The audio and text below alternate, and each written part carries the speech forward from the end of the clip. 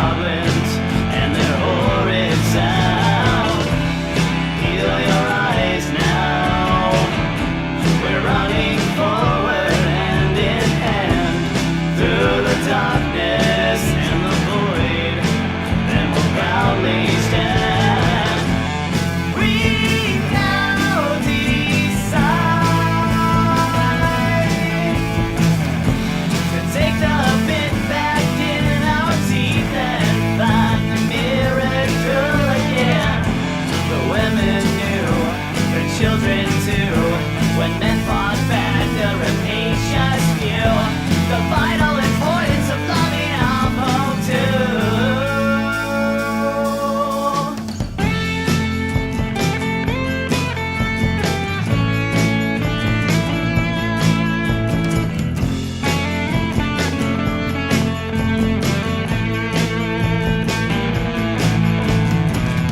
Alright, the fields are sown again. Oh, overdue.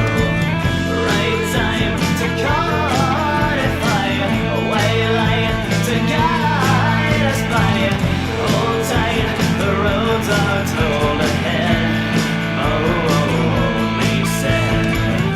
Right time to codify a white light to guide us by. No fright, tomorrow will defend. Whoa, broken friend. I.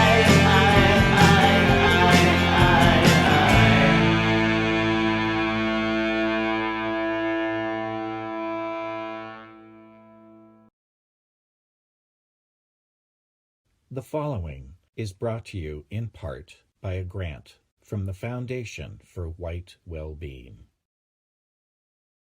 All through the years with a heavy heart, every day felt like a shadow part, but then a light so gentle and warm guided me through this endless storm. I found the path, I started to see the truth about who I'm meant to be. It wasn't guilt, it wasn't shame, just the love of my kind calling my name. Now I feel it in my soul. White well-being makes me whole. It's a journey I embrace, finding peace in every place. Through the trials, through the pain, I've let go of the disdain. With every breath I take, I'm living for our sake.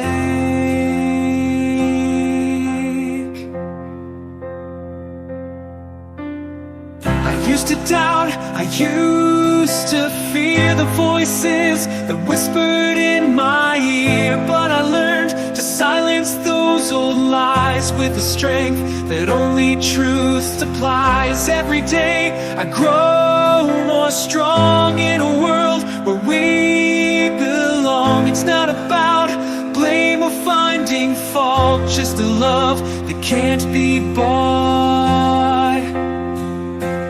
Now I feel it in my soul. White well-being makes me whole. It's a journey I embrace, finding peace in every place. Through the trials, through the pain, I've let go of the disdain. With every breath I take, I'm living for our sake. There's a joy that's pure and bright in the love of what is right. It's a peace that's deep and true in everything I say and do. No more weight upon my chest. In this truth I find my rest. And though the world may turn away, I'll stand firm in light of day.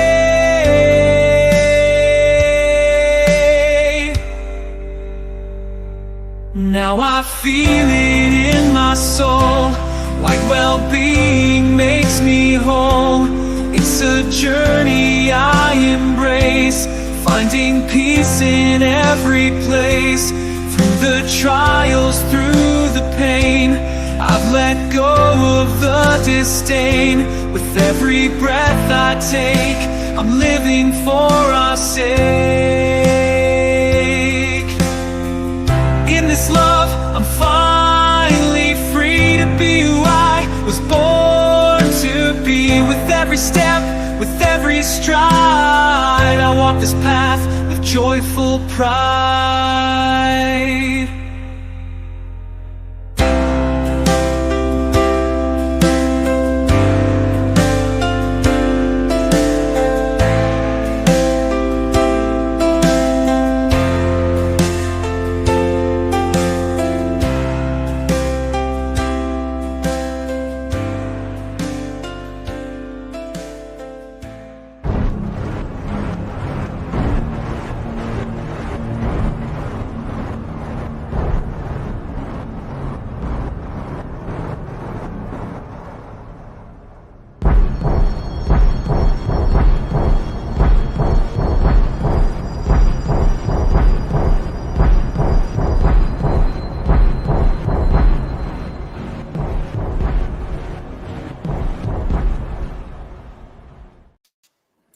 And we are rolling in, going free, ladies and gentlemen. Let your friends, your family, your circles of influence know that we are here, we are live, and we're going to be here for a while.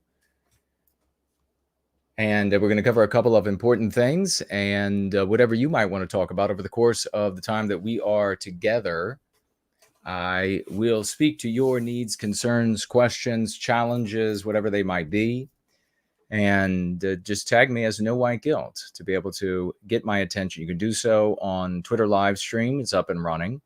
You can write under the live chat or the thread itself. I'll keep an eye on both. Also, Rumble is up and running for financial gifts or comments. DLive, Odyssey, obviously YouTube up and running for comments. Please tag me as No White Guilt over there as we roll in on this Wednesday night. And what else do we have? We have, of course, Cash App for financial gifts, Subscribe, Star for financial gifts, and you can go over to nowhiteguilt.org, click on the financial gift tab. You'll see cryptocurrency options there for you to financially gift. You'll also see a 501c3 for tax-deductible donations at the foundation for whitewellbeing.org or .com. You can go there directly. If you choose to donate by way of that 501c3, please designate yours truly, Jason Kuna, No White Guilt, as the destination for that donation. You like how I did that? Right on the spur of the moment. That's how awesome I am. Well, what a night. Last night, we brought back Jason Goes Political. We had a little bit of fun there. And we watched Nora O'Donnell and Margaret Brennan or something like that. Brennan, I think so. Side with No Balls Walz against Vance in a quasi debate, or maybe we'll just say pseudo debate. It was pretty lousy, but we had fun. Amanda Joe is with us. Herman is here. Vito is here. Great to see you all. Supra is here. First Last is in the house. Mike is here. Snorlax, hello and welcome to everybody. Please retweet if you are on Twitter, you're on X, you see the live stream. Please give it a like and give it a retweet. It's not going to hurt anything, but it may help. It's not going to hurt you, but it may help. So it looks like we're up and running over there just fine and everywhere. On Friday, here's some news for you as we get started. We do not have the memes to begin with today. There was no time for that. There was no time for finding memes, I'm afraid. So we don't have meme fun at the beginning of this Wednesday. But we are going to cover a few items. If you have something funny to share, let us know. Jen is over on the live chat on Twitter. Hello to you, Jen. Welcome to the greatest stream on earth. Chuck Norris is actually here. Great to see you, Chuck Norris. Tex is here. Hyperborean Dream. this coming Friday, 8 p.m., I am going to be on with Tommy Sotomayor. I think is his last name. And he's a content creator. He's been on Fox News several times. And that's where I first saw him. But it is big thanks, big salutes to Shannon Oliver, who put that together. And Tommy said, I would absolutely like to speak with this guy. So I'll be over there, and I will tweet the link, but he is over on Rumble. I don't know where else he might be, maybe YouTube as well, but he's definitely on Rumble. He has a website. You can find him also on Twitter, of course. So on Friday, 8 p.m. Eastern Standard Time, I will be with him. We're going to have a discussion. We're going to talk about, among other things, white guilt and how it's such a problem. And he is a guy who is apparently very irritated with his people. He's a black guy. And of course, I'm irritated with my people. So it ought to be fire. The conversation ought to be fire.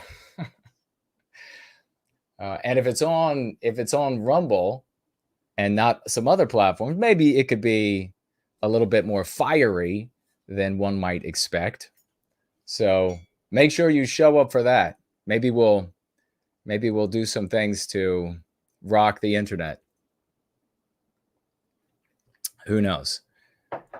In our brief conversation on Twitter, it seems like it could be fun. It seems like we could be entertaining, but we'll see. We'll see how it turns out. Nancy Drew is here, Hyperborean Dream, and I'll remind everybody again before I roll out of here. JK160 is in the house. Please, again, folks, give the stream a like on whatever platform you are on. And if it's Twitter, retweet it, post it on Gab if you're on Gab. Let people know that we're here. We suffer, as you know, from not only the censorship of the anti-whites, we suffer from the censorship of Twitter, of X, confirmed.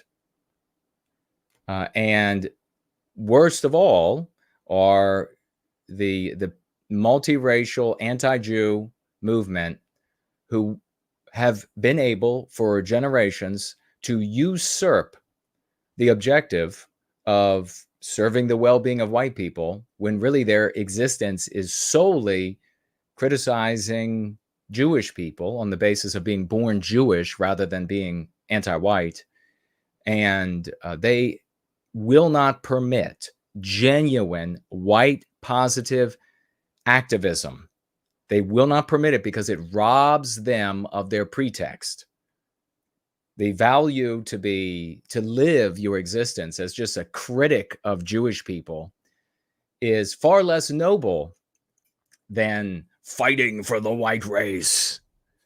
And so that's why they attack and destroy everything. That's why they particularly hate the work that we do, yours truly, a lot of the people in this community, the community as a whole. So make sure they are, we could say that they are dispositionally inclined to defend their grift. Okay? We could say that. And it doesn't always have to be a monetary grift. These people, it's, to feel like you're some sort of a freedom fighter for the Aryan, the way they think is far more of a thrilling and interesting LARP than a shadow of Jewish people that just follows them around, criticizing them all day. And again, there are plenty of anti-white Jews out there.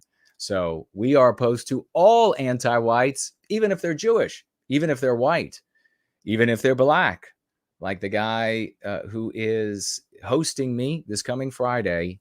We oppose them all. Samuski is here. Cool Papa J Magic is here. Rick Freedom is here. And now it's going to get fun. That was Amma Lahar, if you were here at the beginning, and you should have been, but you can always go back when we're done here today and have a look. That was Amma Lahar, music by Amma Lahar, titled Build a Better Place. And then, of course, the following that was the great Slots and one of his new great mini pieces that he has created called Found. It's a beautiful piece, isn't it? So we might have a little bit more music. Stolzer is in the live chat over there on Twitter. Hello, hello. Let everybody know. Give it a like and retweet so we can bring some people in here. Just making sure who's over there. Is that Alt Aliens Exist? Says that Tommy has a good size following. Well, that's fantastic news. That's awesome that you're going to be on with Tommy, he says. Well, I'll have to let Tommy know that you said that. Yeah, I mean, when it comes right down to it, I think probably for me and maybe our white positive community as a whole, it might end up being non-white content creators that are good people, that are decent people, who end up talking with us the most, because too many of the white ones out there are surfing the grift of for the white race as they shadow haunt Jewish people. And so it's just endless slandering. It's endless. And I told you all last night on Jason Goes Political, I saw more of the slanders under my recent video interview with Lily Gaddis over there on compound.tv. And they're just going to follow. This is what these absolute hairy dingleberry losers are going to do. So it's just what they're scum of the earth. They are the worst scum of the earth. So that's just what they're going to do. So maybe it'll just end up being non-white people that'll be like, who cares? Who cares if he's not, a genuine Waffen SS? Who cares? We got to find, as Lovely Porch said years ago, he was ahead of us. Brilliant people we have in this community. Very brilliant people have come together. I love it. And he's like, we need a new audience. We're right. We're doing everything right. We need a new audience. We need a new people to hear the message. And God, ain't that the truth? So, JK160 says, Porridge is great. He sure is. Jay Bishop has shown up. So that's going to be great. We have a interview. I'm Andy Joe. Hello. An interview with Tommy Sotomayor. I believe that's what it is. I doubt he's related to the justice on the Supreme Court. I think he's the kind of guy that might kill himself for that. Antiwhitism ends with you. Anyway, to make selected vetted members able to sell directly to host links on NWG or FWW for members that have music, etc. to buy, percentage could go toward Foundation for White Wellbeing or No White Guilt. So you must have written something earlier, but I'm not seeing it. Did I miss it? Rick Freedom. Epic name. Oh, thank you. Rapunzel says, my hair looks great. Thank you very much. I appreciate it. And that I look hot. How do you like that? How do you like that? That's the way you start a stream. Looking hot. You have no idea how many people. I'll go ahead and should I reveal the name? Should I reveal? Oops. Did I shut off? Can you still hear me okay? I appear to be throwing electricity. Maybe I won't reveal. Maybe that was God telling me, don't give this name up yet. But I will reveal a story that years ago, there was a female. She was known. She produced some content. I won't say to what degree, but she produced some content. And in the white sympathetic sphere. And she told me in private, which is why I'm not going to share her name. Maybe I'll reach back out to her and ask if it would be okay. She shared with me in private how jealous male content creators were of me for how, as they say, fit I am. And so that probably plays a role in ostracizing yours truly. Now, you would think, though, with all of their LARPing of the Aryan phenotype, and these people have to be thrust to the top, needs to be a system of the best is at the top. The succeeders and the winners are at the top. And then as soon as tall poppy syndrome, it just flows right in. The tall poppy comes up and they're like, cut that right down.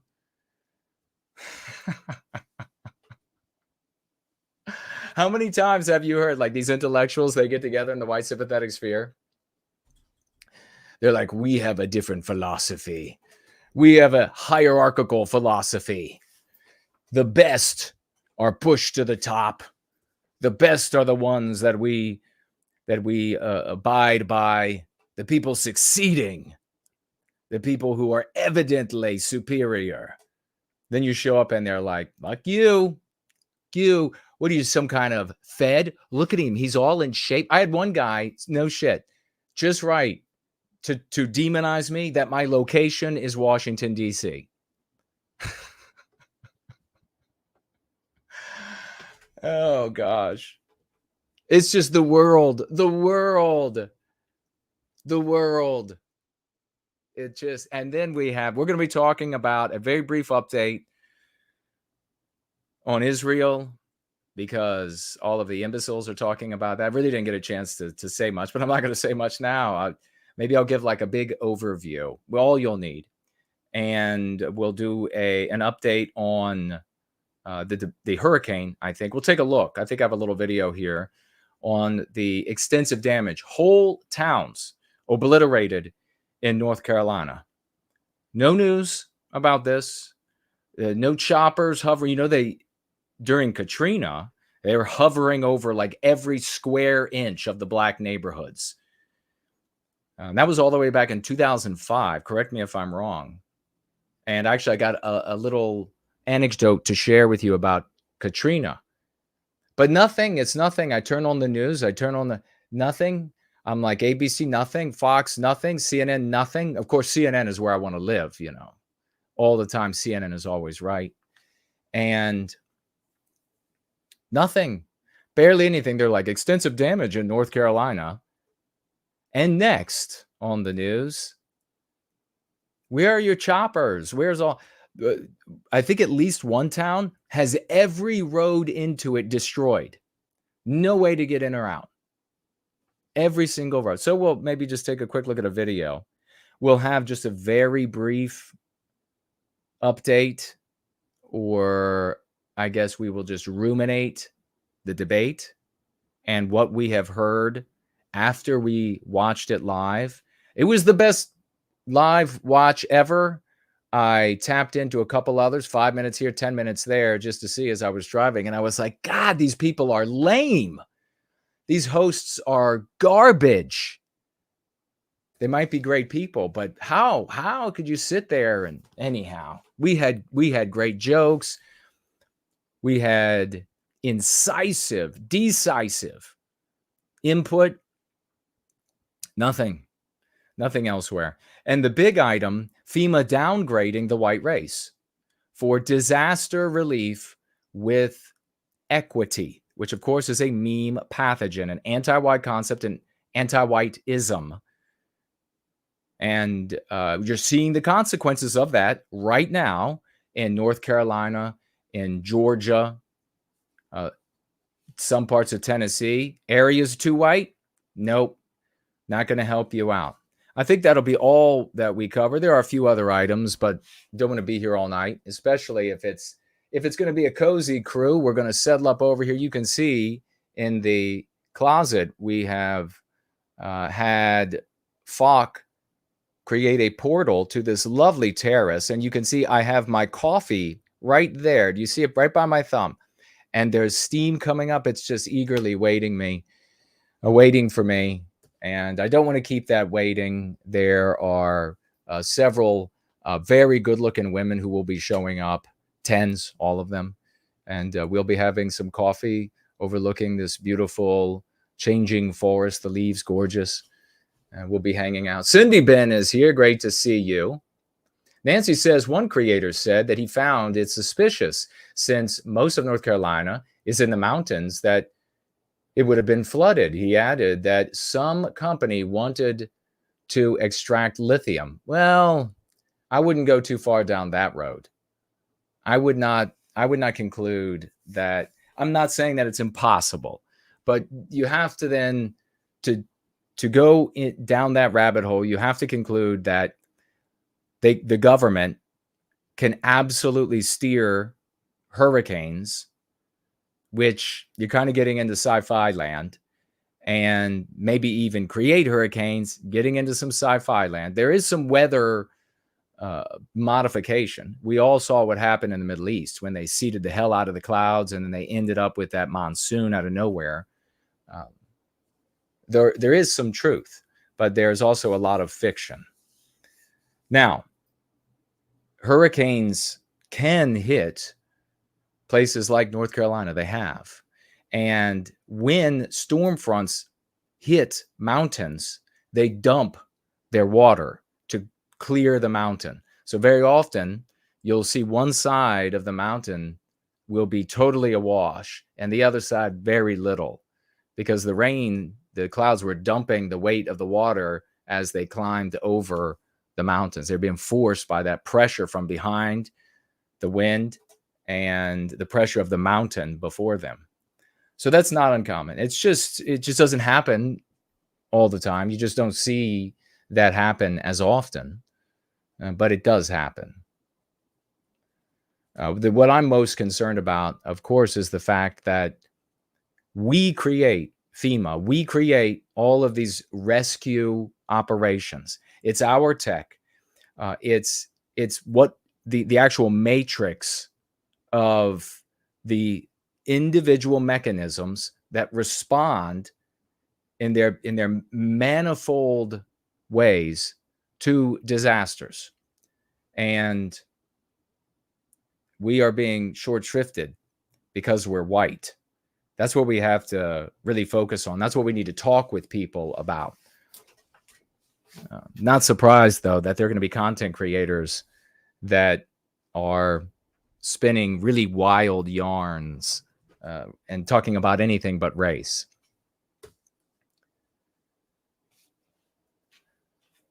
Mandy Joe says the government has everything you said patent. Yeah, to be able to seed clouds and things of that nature. Ed Poe is with us. Hello, Ed.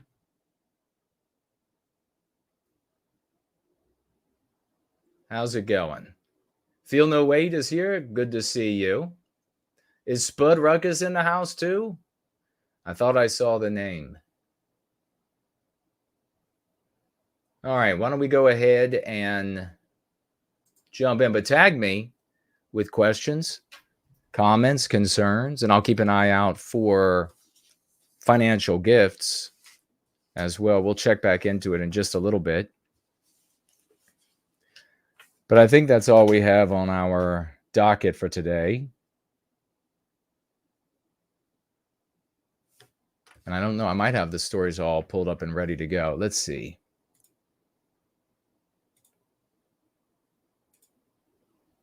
Here we go. Let's pull that up.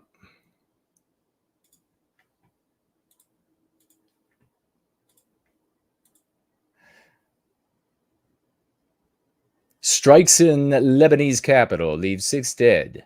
Is that the one I wanted to see? Must be. Look at that mess. Here are the latest developments. After a day in which Israel and Hezbollah troops clashed at close range in southern Lebanon, Israel kept up its bombing campaign into the night and Thursday morning. So it's going on right now as we're streaming. 3 massive explosions were heard in Beirut, the Lebanese capital, around midnight on Wednesday, shortly after the Israeli military announced that it was conducting what it called a precise strike. One local news outlet posted a video of explosion, precise in the sense that it's hitting the city. Explosions lighting up the night sky. The blasts were loud enough to be heard 15 miles away in the mountains above the city. Now, there have been no more missiles, ballistic missiles or otherwise, from Iran. So what would that tell you? Exactly what I told you before during April's missile and drone launch, that Iran, they know that they're dead if they fight with the United States, and fighting with Israel is fighting with the United States. So sending the missiles is just a way of really graphically underlining that you object to what's happening. You really firmly object to what's happening. And so that's what I'm imagining is going to continue. Maybe they'll do a couple more of those and again kill no Israeli citizens in the process. They don't want to kill Israelis because that will upset the Israelis. And then they'll be able to tell the United States, the big thug, whatever they wanted to do. And I actually saw a video recommended to me on Instagram today where they took that song. I don't know what it, perhaps First Last, one of you will know that song. They changed the words, though. I don't know the original words, but I know the tune. And the new words were bomb, bomb, Iran, bomb, bomb, Iran, bomb, bomb, Iran, bomb, bomb, Iran. And it was all these were they F-35s flying from one base to another. And I said, absolutely no war. Let Israel take care of their mess. So we'll see. Maybe I'll check back while we're even live and see if anybody is saying anything in response. But yeah, I mean, you have in the United States people who are Judeo-centric, who worship Jewish people. They worship them. A lot of them are in the Bible Belt. A lot of them are Baptists. They literally worship them as gods on earth. And they believe that if you kill everybody that would smite a Jew, then the creator of the universe is going to give you a plush penthouse when you get to heaven. Everything is going to be good for you. Maybe even everything good for you the rest of your life. I mean, it is really at its core the problem for the white race in America in particular. One of the major obstacles to recapturing our destiny is the Judeo-centric mindset of those who worship the Jews or who hate the Jews. In both cases, they are shadow peoples, and they just shadow haunt an actual people on planet Earth. And however you want to define the Jewish people, the Jewish race, the Jewish religion, however you want to define it, they are a verifiable, identifiable people. And selfish individualists, smitten and drunk, maudlin on selfish individualism, come together, still as individuals, they come together to shadow haunt, either in worship or hatred. And, you know, if I were effete, if I had a Kindle size unit like the academics that are out there, the academic peacocks, if I had no sex energy that I just exude everywhere I go, if I had none of that and I was saying this and I was just all and I talked like this and maybe I had, you know, like big chunks of crazy hair going different directions and not combed and everything, Curtis Yarvin style. Maybe if I looked like that and then I were incessantly quoting different philosophers and periods in history and different movements, then everybody would say, you know what, that's an extremely fascinating point that he's making about selfish individuals who don't have an identity, who don't have a cogent people, and all they can find in themselves to do with themselves is to shadow haunt actual peoples on planet Earth. And they choose one of each extreme, worship or hatred. Then it would suddenly be, boy, that's a really deep thought. It's a really smart guy right there. Something special has been said.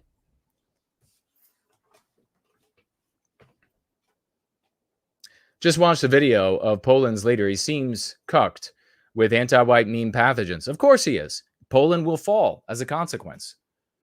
Poland will become just like every other Western country unless it gets inoculated against anti-whitism. 100% guarantee it.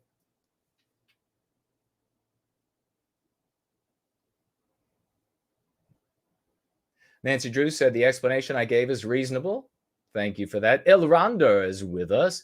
If you review the debate, there is a good chance Keith Woods will share a clip from your stream. I reviewed it yesterday while it was live.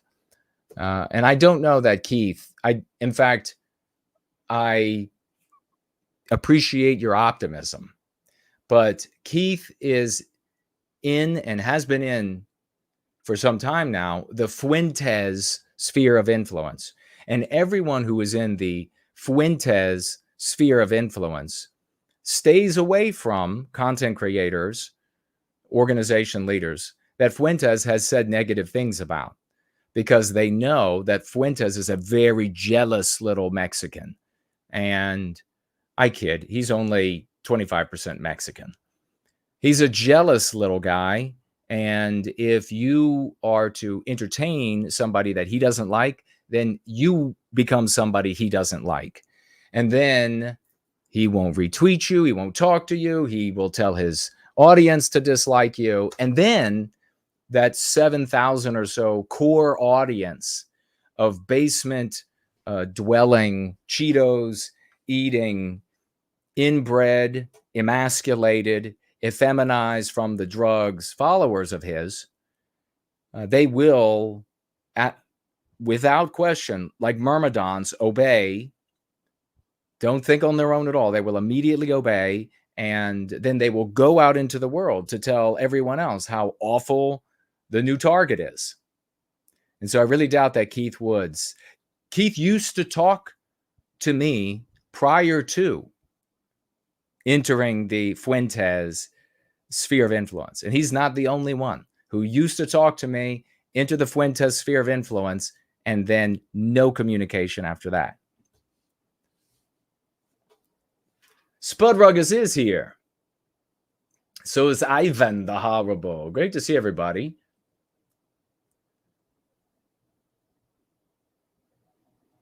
Yeah, Elronder, check out yesterday's Jason Goes Political. I have a beautiful studio I'm in, and we go through the entire debate. We tell jokes, we push back, and otherwise have a hell of a good time. But we have here just not a lot more to say about what's happening. Is it even on the screen? Oh, it is. Okay, good. I didn't bother to check. Israeli forces stepped up their attacks on the Gaza Strip overnight. So over in Gaza and into Wednesday, killing scores of people at several schools, homes across the enclave, and at an orphanage, sheltering displaced civilians. Local officials at the Gaza Health Ministry said.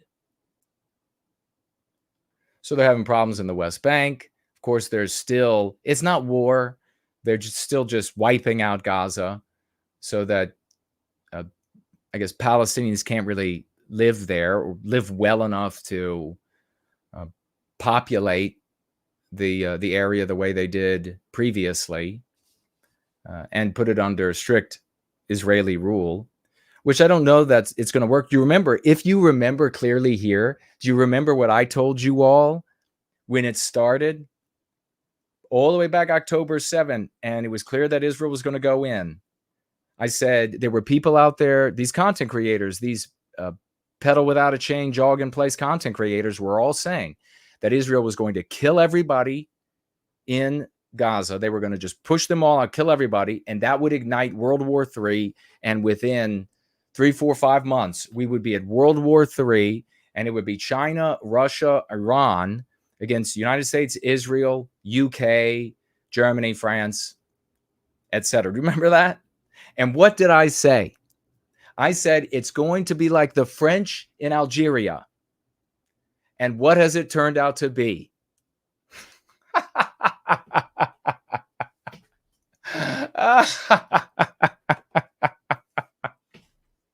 Oh my God. Oh, it's funny.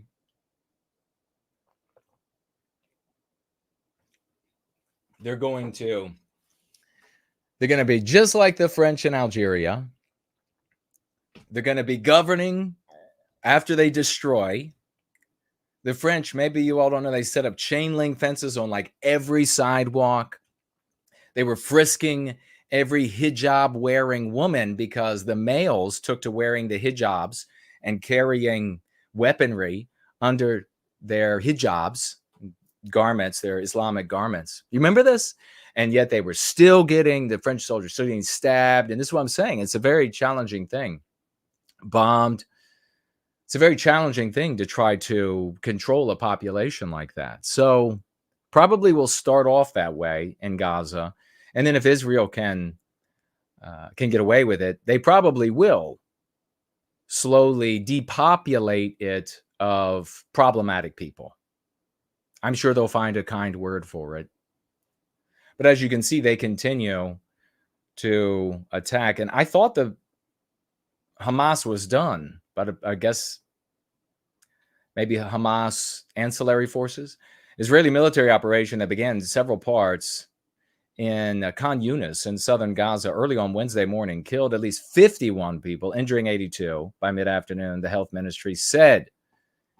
So, yeah, that continues. And what's going on when we wrap up our update? What's going on? What's going to happen? Is it World War III? Israel has been at war with its Arab neighbors since it started. It's been almost continuous. It's definitely continual for the obvious reasons. For obvious reasons. We can go back, I guess, like a nice fluffy arc to understand. We can go back to 1920. The League of Nations established what was called the Palestinian Mandate, or I think they called it Mandate Palestine. And that's when they said, okay, we're going to move these peoples apart so they stop going at it with each other. And we'll have the Gaza Strip, we'll have the West Bank, we'll partition in the north, we'll partition in the south. 1920. Immediately, they were still going at it with each other. Some of these conflicts, for whatever reasons, not necessarily death toll, maybe more like the popularity of the conflict, caused the conflict to get named. So if you did a strict historical breakdown, you would have named conflicts from that time to this.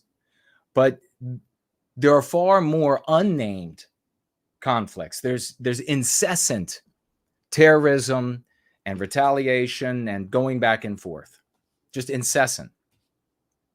In 1948, you had the Arab-Israeli War, big war, 1948. In 67, you had the Six-Day War. And that's when, probably most of you know that one. That was when Israel attacked. It was, I guess technically it was like Israel against Egypt, Jordan, Syria, Iraq in that war. And Israel won. They took a bunch of land. But it didn't last terribly long, because then there was the 73 war, Yom Kippur, Ramadan war. And that was when those same countries, Arab countries, plus Saudi Arabia and even North Korea, a slew of others, decided that they sent like expeditionary forces to help out in that war. So in 67, Israel used these wonderful weapons. The U.S. had given them all this weaponry and money to go and this preemptive attack out of nowhere, wiping out entire Egyptian Air Force. And then the Arabs decided that they were going to get back. And so they launched their preemptive attack, Yom Kippur War 73. If I'm wrong on any of the dates, you can help me out, or any of the names. And the Arabs won. And right after they won, before they were about to finish off Israel, the Trump card, not Donald Trump, was played, settling for all time what would happen. The United States picked up the phone, called the leaders of these Arab countries. You'll have to do the research yourself, and said, we will nuke you. If you go any further, we will just wipe out your entire cities. This is effectively what the United States said. They were going to come full force, tactical nukes, whatever were going to be used to absolutely decimate, destroy all of these Arab countries. Jordan, obviously, after that, they were like, we'll do whatever you want, right? So that was 73, enormous defeat for Israel, but settling for all time that if you're an Arab country, you can't fight Israel and win. So that's a very important date. The Arab countries are not going to forget this. Don't let these guys pedaling without a chain or jogging in place talk you in circles and baffle-gab you into thinking that there are all of these other kind of possibilities out there to get you coming back to their content, because World War III with China as a consequence is imminent. I'm not saying that nothing like that could ever happen, but the odds are extremely low. You have to live with anti-whitism every day. Worrying about a meteor hitting the earth out of nowhere, catching us off guard, is a colossal waste of your time, your resources, your money.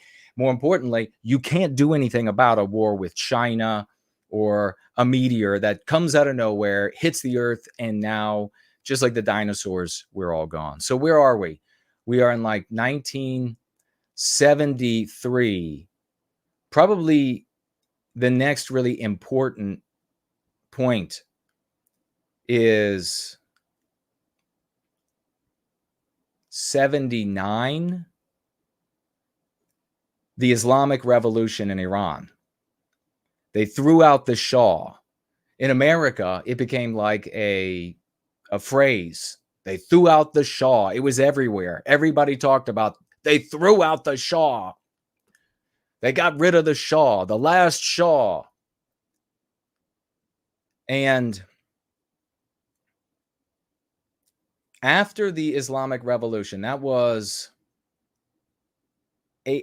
79. Just a few years later, it was the Shiite revolution. And that's the important thing, because in the Arab world, you've got the Shiites and the Sunnis. And same thing as far as we're concerned. But the Shiites in Iran, as a consequence of it being becoming a theocracy, kind of united all of these Shiite peoples in all of these different countries. They all became sort of militias, or opportunity militias for Iran and their leadership. And a specific militia in southern Lebanon came into being in 82. Hezbollah came into being, and Iran backing them. And what else happened that exact same year? Israel knew. Israel saw the creation of this massive militia coming together, and it had patronage of this gigantic theocratic state. So Israel immediately went to war to create a buffer in Lebanon. 1982, the same year. That's called the Lebanon War, or the Lebanon conflict, because it kind of never really ended. Israel succeeded in creating a buffer zone, and that is important because that's what Israel is probably trying to do right now. Put that buffer zone back in place. So you had Israel occupying southern Lebanon to protect its citizens from attacks from Lebanon, to protect Israel from attacks from Lebanon, and indirectly from Iran. But it was costly. It was like the French in Algeria. It was costly. They were always attacking. They were always, and there is a small, by the way, a small Christian element that is amongst these communities, but it's not what some content creators, at least from the past, would have you believe. They would say we have to side with Hezbollah because there's Christians. What they do? Christians? I'm white. I'm a Westman. I'm siding with me and my people.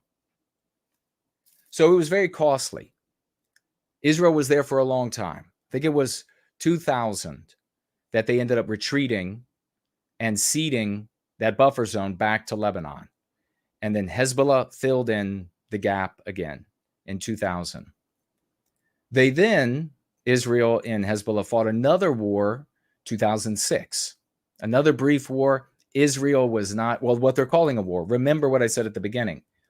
It's incessant, it feels incessant conflict. It's continual battles, continual terrorism and reprisals on each other. And sometimes they decide to name a part of it.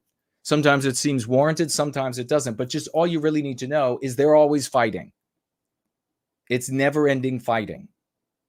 They don't like each other, all right? They don't like each other at all. 2006, Israel doesn't really fight.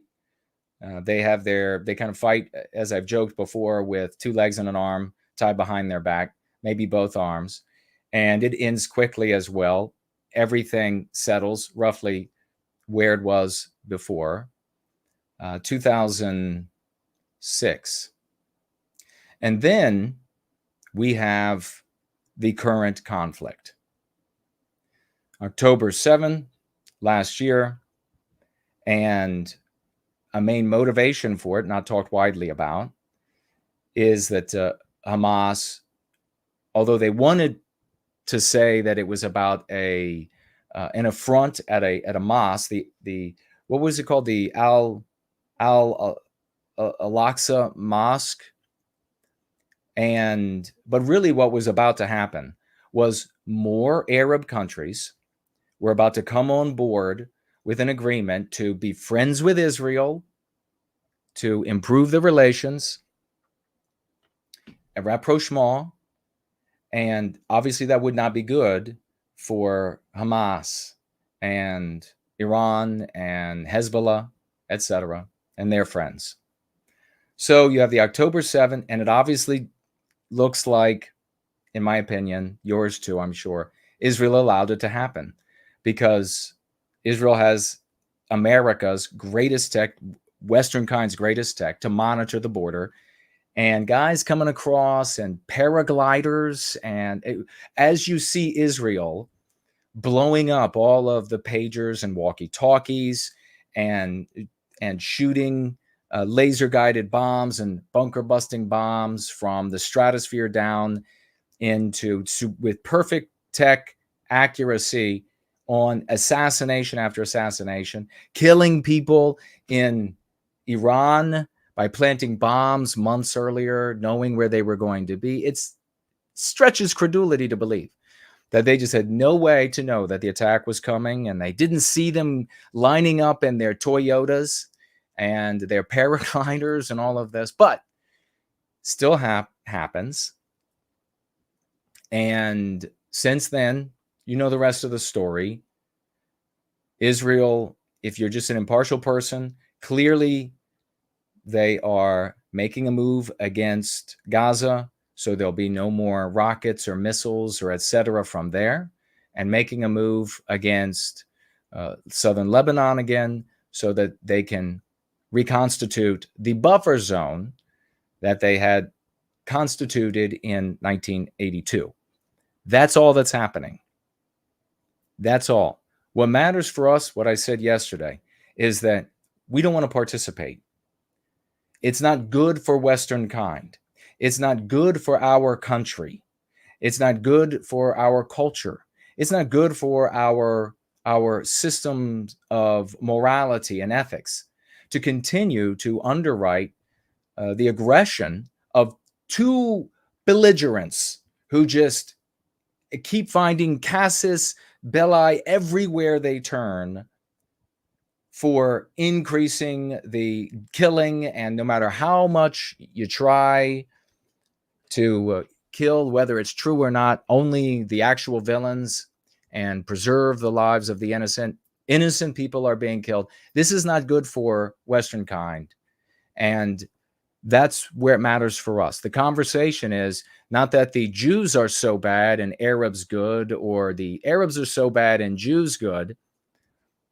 The conversation is that it's not good for us to participate. There's no benefit to us. If we want to have an outpost in the Middle East, by God, let's make one. Let's make one. Let's just go ahead. These countries were drawn up by Westmen. Let's just go ahead and draw in a new country. I'm fine with that. The countries are not legitimate.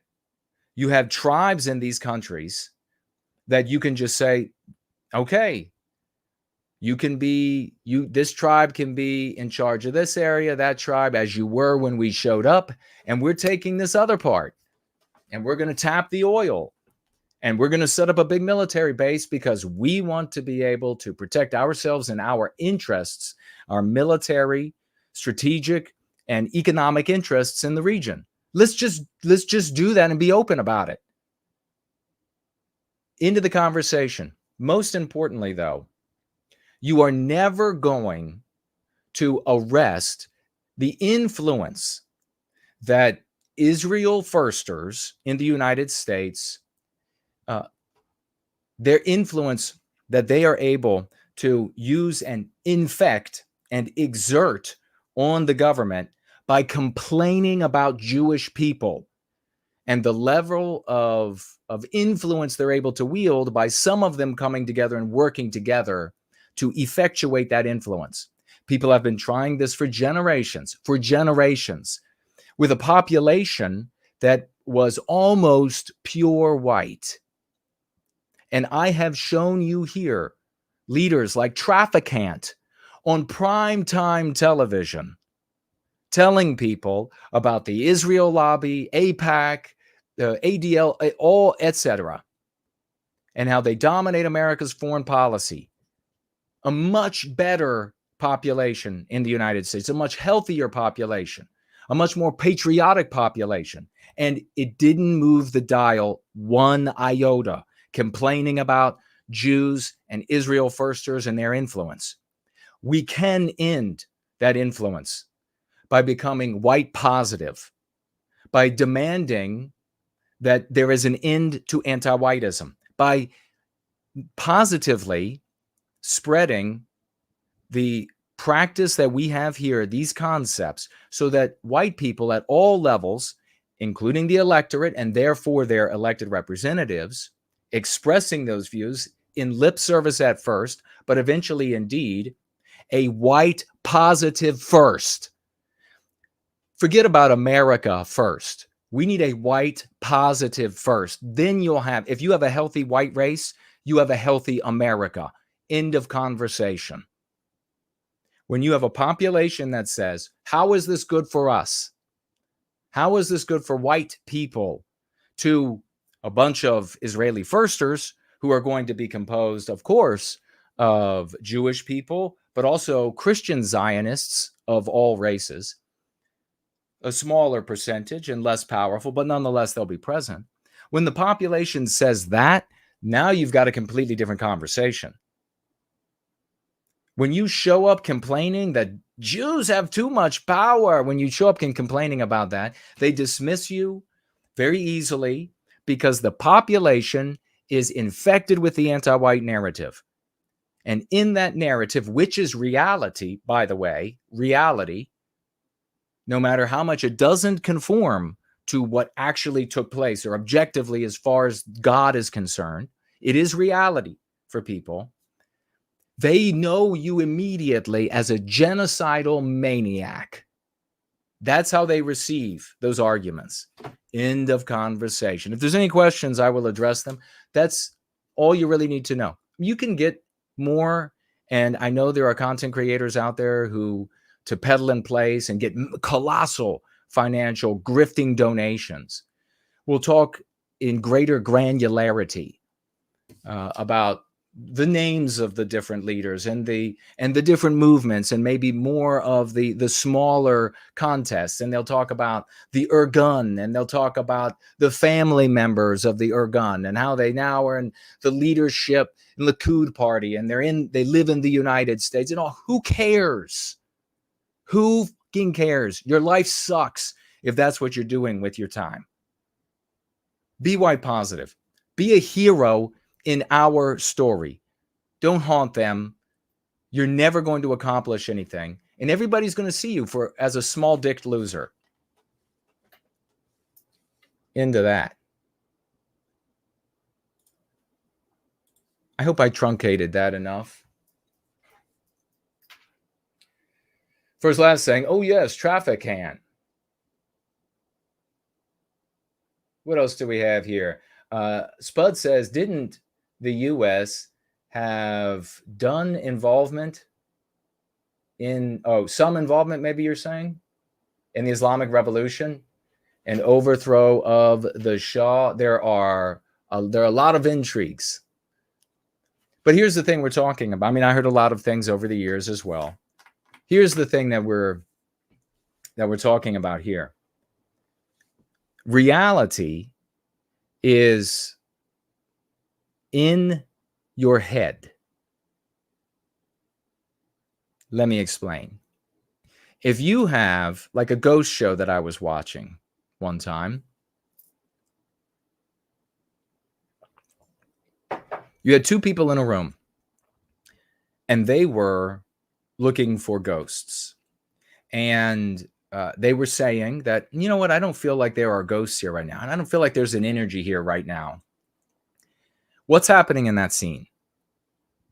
You have this room, this building, this objective reality that God can know. God can know what the objective reality is there. But there are two more realities, aren't there? There are two more realities taking place.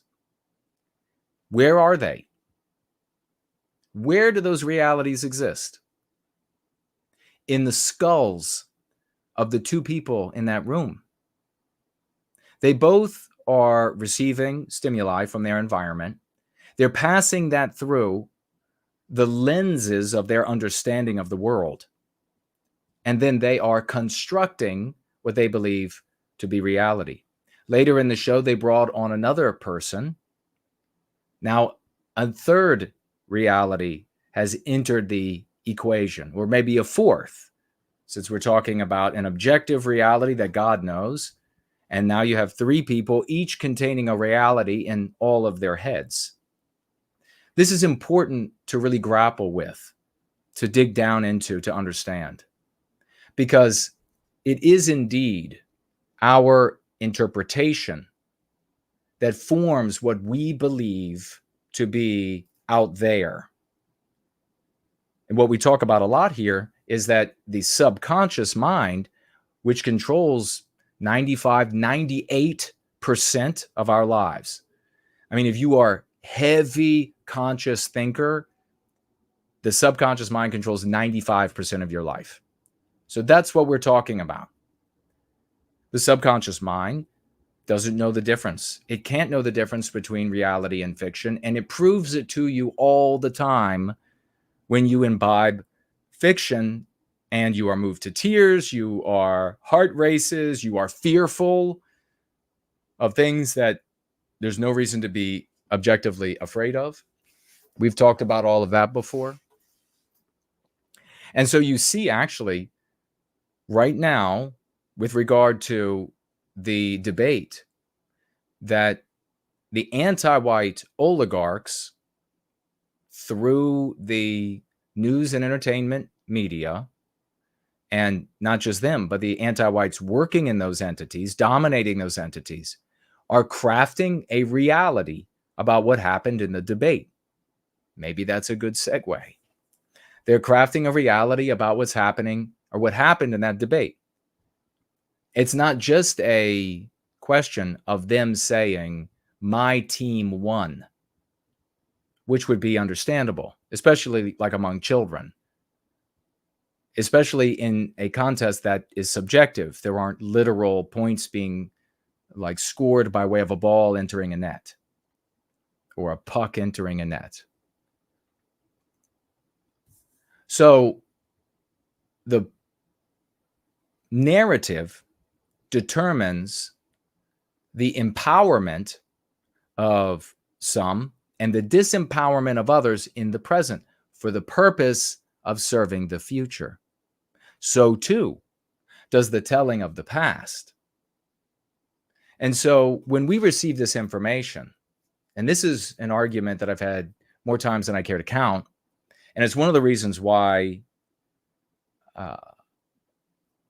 people who are otherwise intellectually adroit become very jealous of me, because I can take this apart and I can explain it clearly. And they've not been able to do that. They haven't done it. It's one of the reasons why any discussion about revisionist history, and there are several layers here, but I won't go into all of them, is a non-starter, totally ineffectual. And a study, more importantly, of what happened in the past is utterly irrelevant for the purpose of motivating our people to stand up for, or as a consequence of actions, whether they understand them or not, have been imparted to them to stand up for white well-being against anti-whitism. Because the past, as far as you need to be concerned, is all fiction. None of it is true. We have no way of knowing. We can't go back. When we recapture our destiny, as we recapture our destiny, we will have schools like School of the West, and they will teach about the past and what would be the only logical point of that education about what happened in the past. The only logical course is to serve the present for the future, to empower us now for the future. It is totally illogical, and this is, white people get this wrong in a big way, to seek in history outcomes, conjectures, findings that are harmful for our people in the present and therefore harmful for the future. So a long time ago, when I first got involved, I hope all that made sense. When I first got involved, and for many years into it, I became like this total avid student. I listened to the white tops in the community. I was very respectful, submitted myself, although I thought for myself, and that's how I came to questioning and wondering, is this right? This doesn't make sense. Here's how I think it's wrong. But nonetheless, I was still very respectful, unlike they are today. Zero respect across the white sympathetic sphere for the old timers and the mid timers like me. Zero respect. But I still have respect, so I studied and studied. And then I realized that here is an interpretation of what happened that the anti-white establishment wants me to have. Here is an interpretation of what happened that some white sympathetic wants me to have. Here's another interpretation of a different white sympathetic that maybe contradicts in some ways. And then here's another one that contradicts in some way. There are some general similarities. And I began to realize that this is all just what others have said about what's happened in the rearview mirror and nothing about the future. No looking out the windshield. You're not ever going to be able to, it wouldn't matter. What happened in the past could have been a story that is far more egregious of sin against our people, far more of an injustice, far more of an unfair treatment than you could ever imagine what actually happened in the past. And it wouldn't matter because everybody is infected with the anti-white narrative. They know what happened in the past. So some people in some circles, like in the pro-Southern circles, they started talking about things like their history is his story. And they thought they would be cute. It's a little quip. And they thought they would be cute with that. But then I said to them, so is yours. So is yours. What we need is something that is a toolbox for white people alive right now to deal with the narrative under which we live so that they can either consciously, if they're bright and brave enough, or unconsciously, which is going to be the vast majority of them, take these tools out into the world and win for them for the end of our victimization as a people. And this, what I just explained to you, everything here, is a great example of why so many academic peacocks decide we're not going to let him talk. He just made perfect sense. He explained everything clearly. He didn't once quote Kant or Nietzsche or what he didn't once. So he didn't once say he was inferior. Didn't once quote any of us. So white race, you can either go with what's working and go with what you just heard, you saw put together for you, is clearly the brightest thing you've ever heard when it comes to recapturing our destiny. It's not to be arrogant. It's a fact. I've been in this for decades. I know it's the brightest thing you've ever heard. You can either go with that or you can keep piddling around with the clowns. Talking about the debate. Do I have that piece of news up? And I'll take a look at what you all are saying right now. Let me just look here. I didn't have time. Oh, is this it? Politico, Vance's beard at debate could be viewed as conveying aggression. Walz's wide eyes showed passion. We'll take a look at that item next. I want to hear, do you have any thoughts on anything I was just saying? Or do you have some thoughts on the post-debate debacle, which is what you're seeing all across social media? What a joke. I tweeted about it, and I'll probably mention that because it's a brilliant tweet that isn't going anywhere because Twitter now is a place for cuckservatives and, of course, anti-whites, and a pen for the multiracial anti-Jew crowd. They're not going to allow anything else. I'm trying to get back in touch with my contact to ask about the, what did she call them? Security tags on our concepts. So I would like to find out, do we have security tabs on our concepts? Is Twitter getting in the way of our concepts, the use of it and spread of it? If so, I mean, if you're having success, the way you're doing it, keep going. We don't know exactly that that's the case or not. But we do know that if you're going to hit massive numbers, and by the way, I was not implying that I was not going to be able to run any advertisements or that I wouldn't run any advertisements. I'm still running advertisements. I'm going to make more. But I have to word things differently to try to keep them out of their AI and also their human. I had confirmation that the AI is finding these things. When I appeal, it does indeed go to a human that then ends up agreeing with the AI that what I've said, you can say really nasty things about blacks and about Jews on Twitter, and they can have hundreds of thousands of views. But they don't allow really positive things about white people. Doesn't that tell you everything?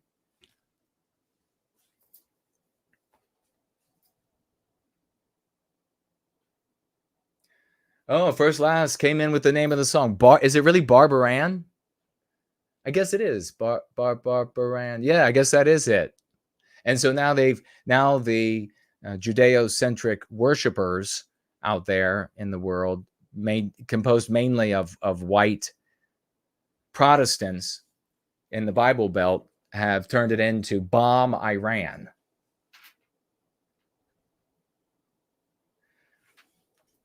Antiwhitism ends with you. I can't find anything on the executive order prevents white employees from suing employers. That was like 1962, Robert F. Kennedy.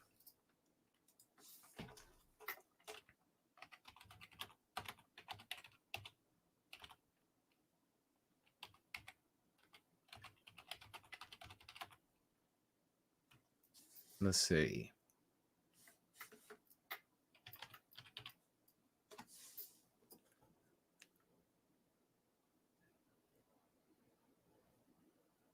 All right, well, there's 1962. Let's see. Is that so? 1962, the first one that came up for me here. Prevented the discrimination for the sale, rental, or leasing of federally funded or owned housing. Let's see. Where's the one about employment? Let's see.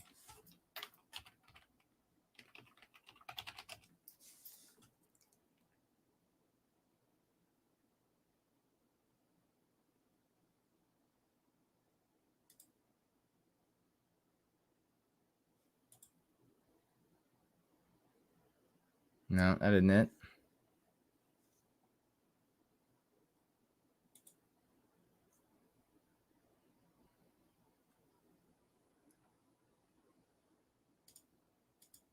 Maybe it was 63.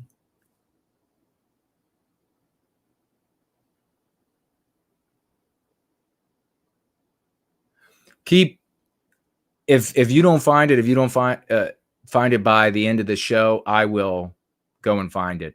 The executive order prohibited employers from considering race in hiring.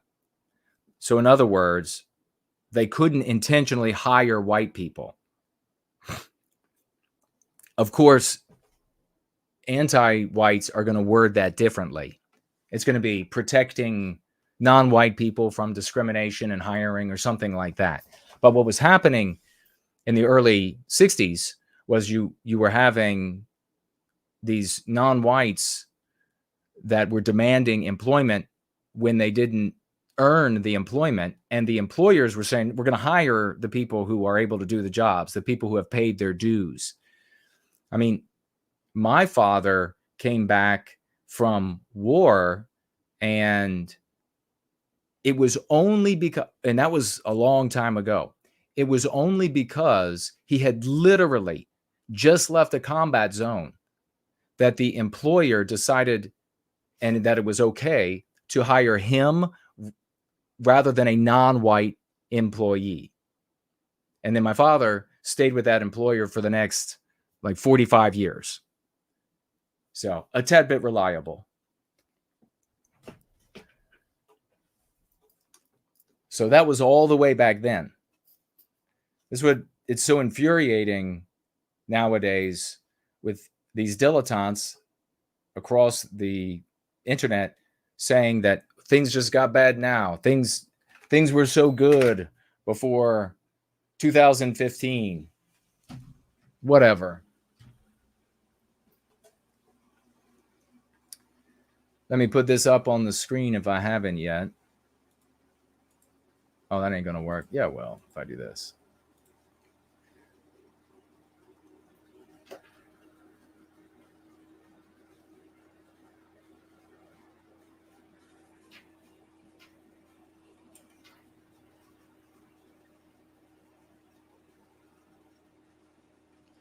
Samuski says he makes his conscious fight his subconscious every day, all day long. He's not taking any shit. On the Twitter live chat, we have Clean of White Guild saying, you are heroes. Yes, we are. SMH over there saying, wow. Indeed. Let's make sure we're good. All right. Remember, tag me as No White Guilt on any of these platforms, and I'll try to keep an eye out and let people know that we are live on all of these platforms so that they can find a place that works for them, you know? Jane Smith, hello to you. Welcome. Says, beautifully articulated. Well, thank you so much. I don't know what it was, but everything I say is beautifully articulated. JK160 says, agreed with my current statement. You see, he could see into the future. Well done, my friend. Well done. Cool Papa J Magic says the debate was a huge waste of time, in my opinion. I wasn't watching it with you all. I probably would have, if I wasn't watching it with you, I probably would shut it off within the first 5 minutes, which all of America did. Shut it off in the first 5 minutes. El Ronder says Nick Fuentes is going to debate Dean Withers. I have no idea who Dean Withers is. The, quote, woke, who was debating a bunch of Trumpists. Don't know. I can give you a synopsis of what's going to happen. I guess based on what you said from Dean Withers, it's going to be the MAGA monsters are going to start World War III, and we're all going to die, and Trump's going to take all the rights away from women. They're going to die. He wants to plans on killing all the women. He'll kill every last one of them if he let him in office. And on Fuentes' side, it'll be Jews. That's all you need to know. It's covered. It's covered. Nobody needs to watch any of it. That's all. That's what will happen. That's all that will happen.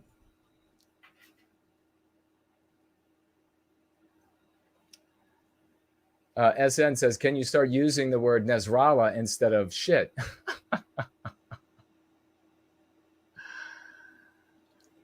The video with Dean Withers got 9.1 million views, was going viral. It was him debating somebody. How long is the video? Westman Positivity has just tuned in with us. Great to see you, brother. You're like, how many times can people watch these protracted, laborious, soporific expositions? Jews. I mean, for the love of God, it's obviously serving the inadequacy, the lack of confidence that these people have in themselves. It's their scapegoat. They've got to go back. They're fiending for it. They look in the mirror. They're like, ugh. They look at their bank account. They look at their lives. They're like, ugh. They search for that dignity. There is none. So they're like, I'm fiending. Come on. Hit me in this little baby arm of mine. Hit me with it. Tell me how it's all the Jews' fault. Look at this. Okay, look at Walz. This is a psycho patient. This is a great sort of a opportunity to really witness the two faces of white stupidity. I mean, in various iterations, these are the two faces of all the white people that you know that are dumb. All the white guys. That's them. Changed a little bit for this one or a little bit for that one. Those are the two faces of stupidity. And also emasculinity. Effeminate. Zero T. Both of them last night. It could not be more emasculating hearing them speak. They couldn't have been less manly.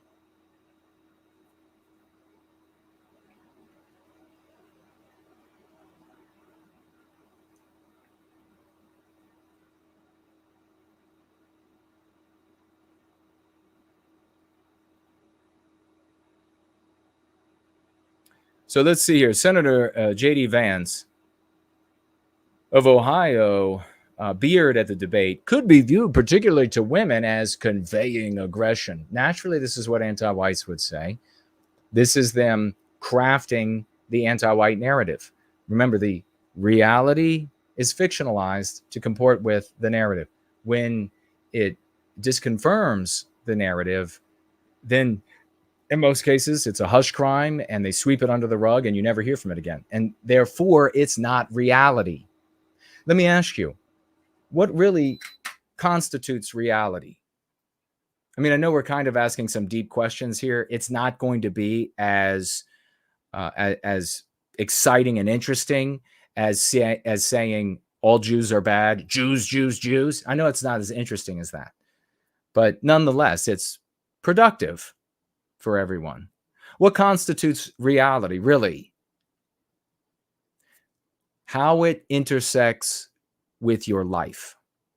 So, if an anti-white or a white person or non-white person, villainy signaling, not totally anti-white, if their perception of reality is X, and the outcome of where you intersect with that is that you lose your job or they cave your head in with a wrench, is that reality? Yeah, it is. That is reality at that point. When you can't pay your bills, when your car is being towed away by the repo company, when you are a living vegetable because some anti-white caved your head in as the living embodiment of Hitler with a enormous plumber's wrench. That is reality.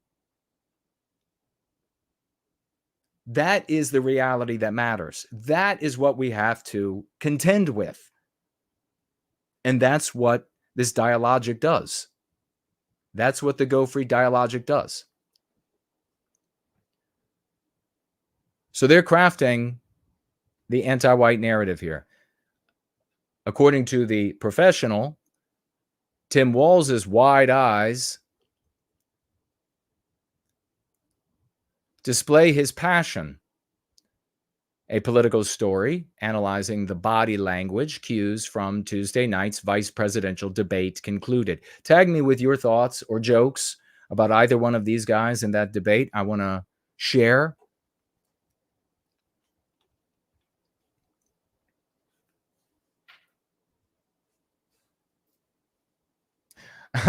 First, last. Well, No Balls Walz does look like a crack using Don Rickles. Like a totally psychotic Don Rickles. Don Rickles was hilarious. Walz, he's like only half there. The light is barely on in those vacuous eyes of his. Whereas Vance looks like he's going to bedroomize, sodomize you over the course of the night after he's done with the couch.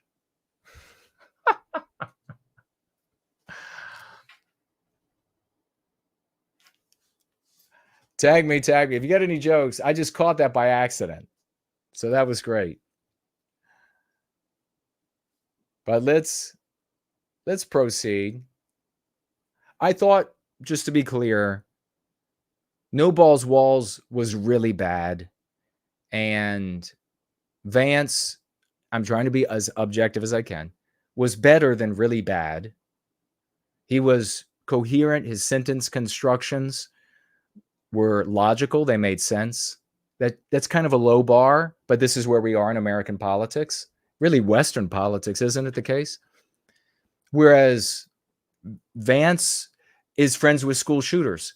I missed that during the stream last night. I was obviously reading something you all wrote when he said, but last night he said he was friends with a lot of school shooters.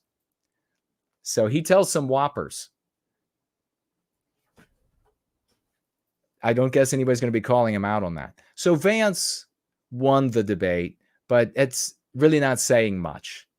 If you can beat a guy who can't properly construct a sentence with a beginning, a middle, and an end, and then a couple sentences together to form a paragraph of a coherent thought that communicates a conclusion or at least the buildup to a subsequent paragraph of thought and a conclusion, then you got kind of an easy task ahead of you. Yeah.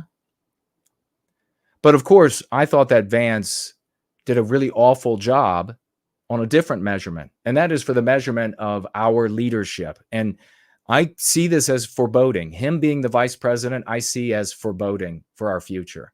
I'll read my tweet in just a minute if you hadn't seen it, and then you'll see what I mean. The article authored by Joe Navarro, a body language expert who worked with the FBI, so in other words, a corrupt criminal with a badge, through 8 body language cues from the debate. He touted his time with the National Security Division's Elite Behavioral Analysis Program and began his analysis with Vance's beard, which he said matters. In his analysis, he claimed that to women, particularly a beard can appear to be more threatening, conveying what he described as aggression and opposition to feminist, so in other words, anti-white ideals. Literally writes this: feminist ideals, anti-white ideals. Well, I guess any body hair would do that. Muscles as well. Anything that demonstrates to a female that you have superior strength, endurance, bone structure, tendon and ligament density, muscle density and mass and aggression makes women kind of nervous. And when they are anti-white women who call themselves feminists, they want to dominate and destroy you. So you being strong and signaling that is not a good thing. Eat some more of these phytoestrogen chemicals and turn into a little girl and then talk like this. It's hard to pay attention to the debate in depth on your show as I was more focused on your feedback to it. Yeah, because my feedback was superior and the jokes were golden. Okay, who cares what he specifically wrote? You just told us. Navarro had a few other takeaways from Vance, pointing to the fact that he tapped his hand to his chest while discussing abortion, communicating deep emotion and sincerity. I am astute at observing human beings, and I would not say that conveys Navarro's conclusion at 1 iota, but we can disagree. He's the one who got the 6-figure salary, driving around a probably 6-figure car in a big house and everything, and I'm not. Then there's No Balls Walz, who made a series of faces, appearing wide-eyed several times throughout the night. However, according to the body language expert, that simply conveyed passion. No, it conveyed like instability. It conveyed disingenuousness. One of the hallmarks, and if you look into reading body language at all, Navarro is clearly lying to you. One of the hallmarks, depending upon the context, now it's not always the same, so you got to be able to parse through these things. But let me just take you to like a used car salesman for a moment. And if he's like, Yeah, this car will go for 100,000. What do you believe? Does that look like that's honesty right there for you? Like it's a guesstimate about the future on a used vehicle that might not be in great shape. So he's not accessing a part of his mind that's going to try to parse how far this vehicle could really travel, how much longer it could really last. He's throwing something out, and he is hopeful that you will accept it. And that's what he's conveying. That was that energy I just showed. That's what Walz was doing all night long.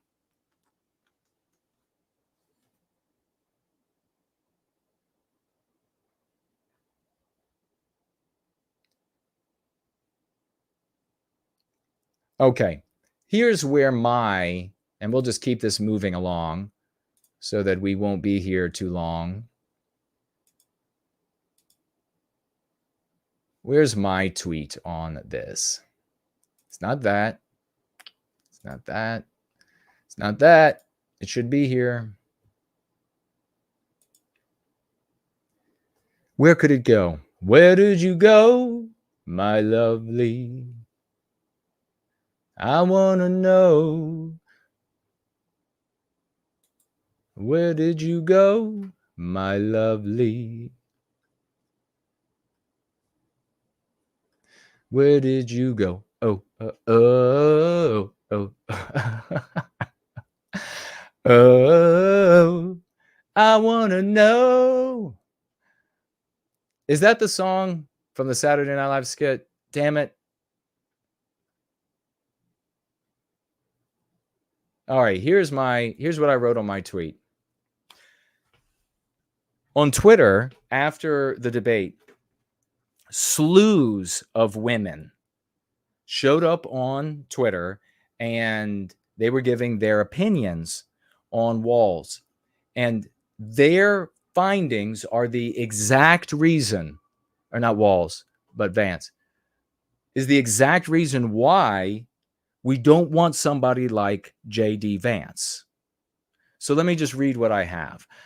I'm voting Trump, but Vance is the Justin Trudeau, Emmanuel Macron, Bill Clinton of our future. The Vance-Walz debate discussion on X is arguing for the repeal of the 19th or the continued slow, fuzzy blanket, cuddly crawl into societal degradation. The debate was low energy, low T, and effeminate. Vance was especially low T and effeminate, deferential, apologizing for Republican failures and asserting that they, Republicans, need to do better and agreeing with Democrat positions. He allowed Walz to lie about several important subjects, including Patriots' Day. But all across X, women have fallen in love with Vance. They are physically attracted to him. They feel a safe, fuzzy feeling about him. They find him compassionate, respectful, likable, warm. The hero we need will not vibe cuddly to women. He won't be deferential. He won't be self-effacing. The fight is with ruthless, anti-white, murderous con artist, plutocratic, child-raping monsters, not Care Bears. Vance, he's a phytoestrogen. And I included in this tweet a screenshot I made of more than a handful of tweets coming out from female accounts, some massive, some smaller, all being recommended, where these females are talking about Vance the same way that they would talk about a guy they would feel safe about going on a first date with. Our saviors, our leaders that will fight for us are not going to make women feel safe for a first date. The kind of things they said about him are the kind of comments they make about a good guy that now that they're past their prime, they can date. Maybe he's a keeper. That is Emmanuel Macron. That is Justin Trudeau. That was Bill Clinton. We don't need this. And specifically with Macron and Trudeau, this is the end of the West with these guys. Handsome enough to be handsome to women, compassionate, self-effacing, deferential, admitting your how many things you do wrong and that you have to do better, and acknowledging that the other side has so many correct points. This is exactly what a woman would write down for the qualities in a man that she would date, because she wants a submissive bitch. By the time she's out of her prime, of course. This is extremely problematic. Extremely problematic. Because these are not the anti-white women.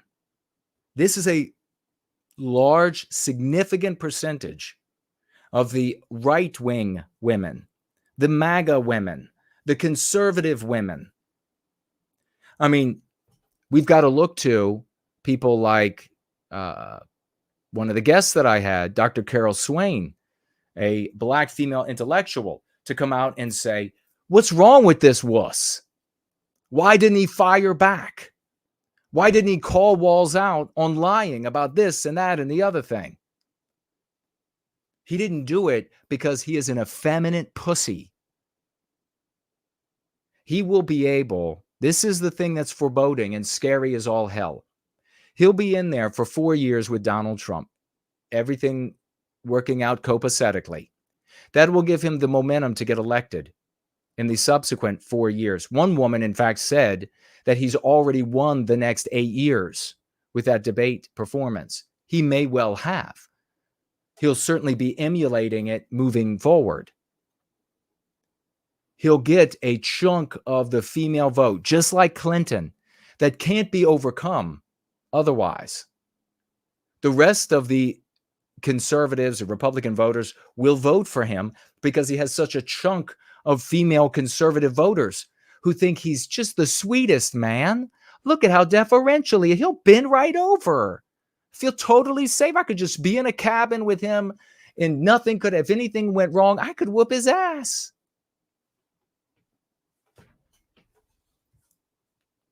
And if he's in charge of the United States for 8 years, it'll be back to the Rhino Republican status quo and worse. He'll never, we already know, say anything positive about white people. He hates white people. He said so in his hillbilly elegy. He hates us. He married a non-white woman because he hates us. He has non-white children because he hates us. He's great friends with Vivek Ramaswamy. Do you smell a president, vice president 4 years from now? I do.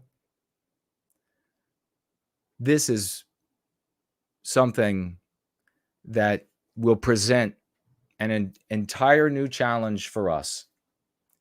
That you'll have this guy that, just like Trudeau and Macron, are handsome enough for women, especially women who are past their prime and who are looking for deferential and compassion as defined as self-effacing and surrendering behavior. Like, these women would not use the word compassionate for a man who is driving down the road and a deer jumps out in front of his car. Maybe the deer even actually jumps into the side of the man's car. I know somebody that this happened to. Pulls over, gets out of the car, goes back to the deer, and the deer is in rough shape. Not going to live. So the guy goes back to his car and does the compassionate thing. He gets out a weapon and dispatches the animal. These women would not call that compassion, but that's true compassion. The man doesn't want to have that on his conscience. He doesn't want to live with that spectacle. He doesn't want to have to pull the trigger on that final moment on that living animal that its beauty is crushed beyond repair on the side of the road. And now he has to be the executioner to end its suffering. He doesn't want to live with that. That's true compassion. But these women, they would never call that compassionate. To these women, compassion is self-effacement, is talking about how wrong you are and how many good points and right points the other side has. How would you like to have that as a president? This is like fucking worse than Lindsey Graham. Are you all seeing the danger of this? I mean, maybe I end up being wrong. Maybe something happens to Walz. Not Walz, Vance. Maybe he falls down and bumps his head and he becomes a different person. But the way things are looking now, this is going to be worse than Lindsey Graham in the White House. He'll bend over to do the dirty work of the plutocrats, the autocrats, etc., the anti-white oligarchs around the world and within our countries. And at the same time, he'll be able to keep a massive segment of the population placid, the entire Republican electorate, because he'll have a chunk of the females, just like Macron, just like Trudeau, that aren't going anywhere because he's so likable and so sweet and so forgiving and understanding. And then the rest of the Republican electorate, they can't ignore that. They can't choose a different candidate because they'll lose the elections. So this is what we're looking at. This is the future. We needed Trump to pick Trump Jr. I'm not even convinced that this guy will protect Trump once Trump's out of office from the Democrats. I mean, maybe he will to protect himself from criticism and to get elected, at least that first term. And then maybe Trump will die over the subsequent 4 years. Or at least he'll be so incapacitated that the Dems won't bother going after him anymore. So that's a future. It's a very real future and unsettling. Nexus Moon is here.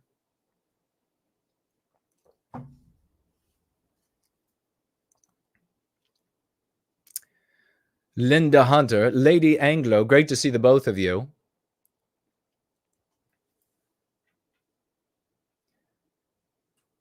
Samuski says, "'Tis a great tweet." Thank you, my brother. Thank you. It's like I was suddenly like in the Renaissance Festival. "'Tis a great tweet." And we clank our mugs. One of these days, I'll have to break out some of my photos from my time at the Renaissance Festival. But maybe I will have to save them for OnlyFans because they are lewd. They are lewd. Well, maybe I could just cut off the bottom half. You see, I wear tights. I wore tights at the Ren Fair. Beautiful. I played the part of an aristocrat. When I went, I had a beautiful hat with plumes coming off of them. It was gorgeous. I had this vest and a shirt that came way down, and the glistening in the heat of the Renaissance Festival showing on my chest. And then I had these beautiful knee-high boots, just like made for that purpose. And I had these tights on, and they were very rich looking and they were very revealing. And I didn't wear a codpiece because I'm like that.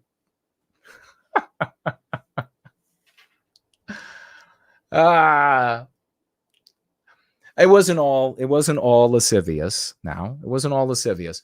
At some point during the day, and in certain areas, people would bring their families in, and there would be children. And so I would take my hat off, and I would hold my hat in front of my unmentionables. And so there would be nothing, there wouldn't be offensive, wouldn't harm children that way. But I will say this, I had people get pictures with me. In fact, one story. I was standing, I think I may have told this once, but years ago on a stream. I was in my full regalia and looking just absolutely extraordinarily magnificent. And we were in a conversation, I was talking, and I saw off to my right, at, I don't know, maybe about 30 degrees, there was 3 girls and a guy. I think they were also attired for the Ren Fair, looking fabulous mostly. And I saw them looking, and which was not uncommon. And I was just like, I just, laughed it off and I kept talking. And then I see in my periphery someone coming up with a camera. And I turn to the person with the camera taking the photo, and then realize one of the girls had snuck around behind me, and she was bent over like this.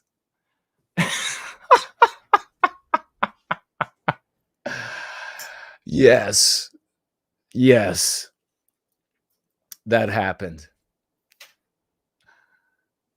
Geez, just think nowadays. I mean, maybe that could still end up on the internet somewhere. Wouldn't that be a trick? Westmen Positivity is saying to H. Abbott to tag No White Guild. Tag me. Thank you for that, Westmen Positivity. It was hard to pay attention. Okay, we got that. Thank you, brother. Did I mention Reynold White Wolf is in the house? Let's see. Did we get a tag from? No, I don't see a tag there.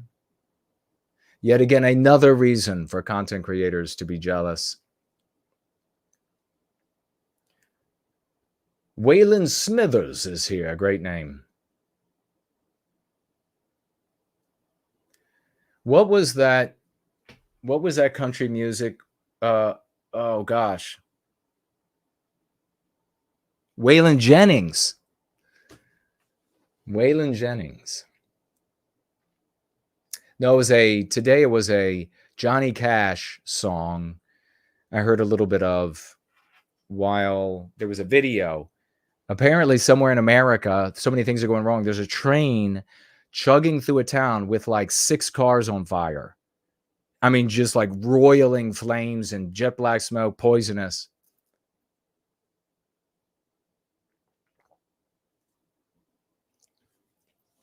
And people are wondering where Buttigieg is at, and why isn't he dealing with that? Welcome to the new anti-white, white erased America. Train on fire just goes through town.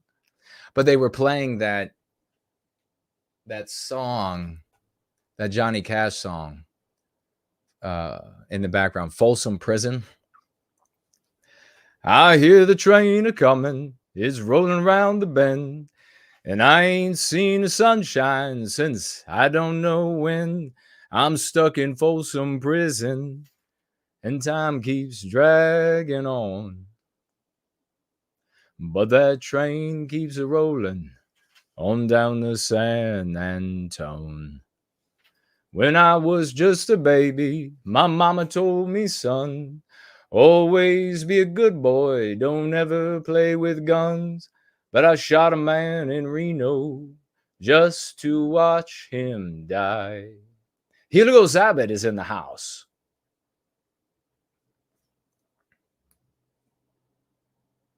Linda says, NWG dandy. I guess I was. I was so sharp. Butt plug, first last says. Butt plug. So what's butt plug doing then?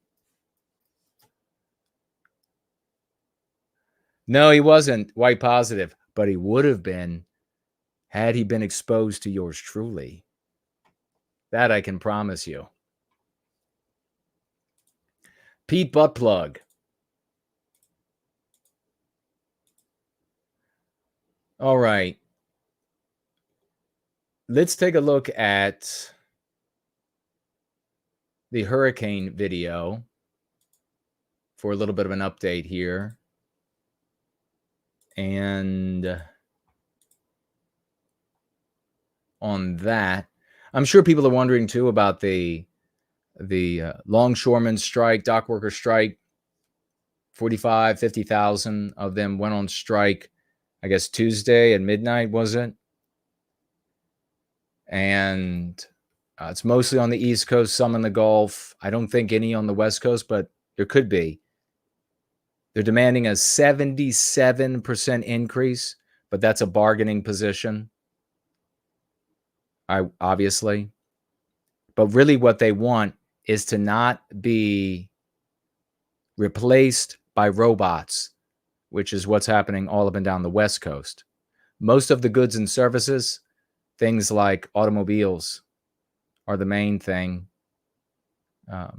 Basic necessities, not going to be harmed anytime soon, as I understand. A lot of these ships were already rerouted to open and available ports, so I don't see a big problem there.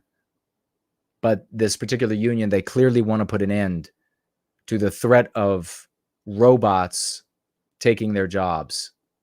And we're going to see that happening everywhere where there are unionized workers eventually, because increasingly robots will be assuming control of nearly everything. So human beings are going to have to fight for their wages. There are turbulent times coming, and not immediately, in the intermediate and distal futures, yes.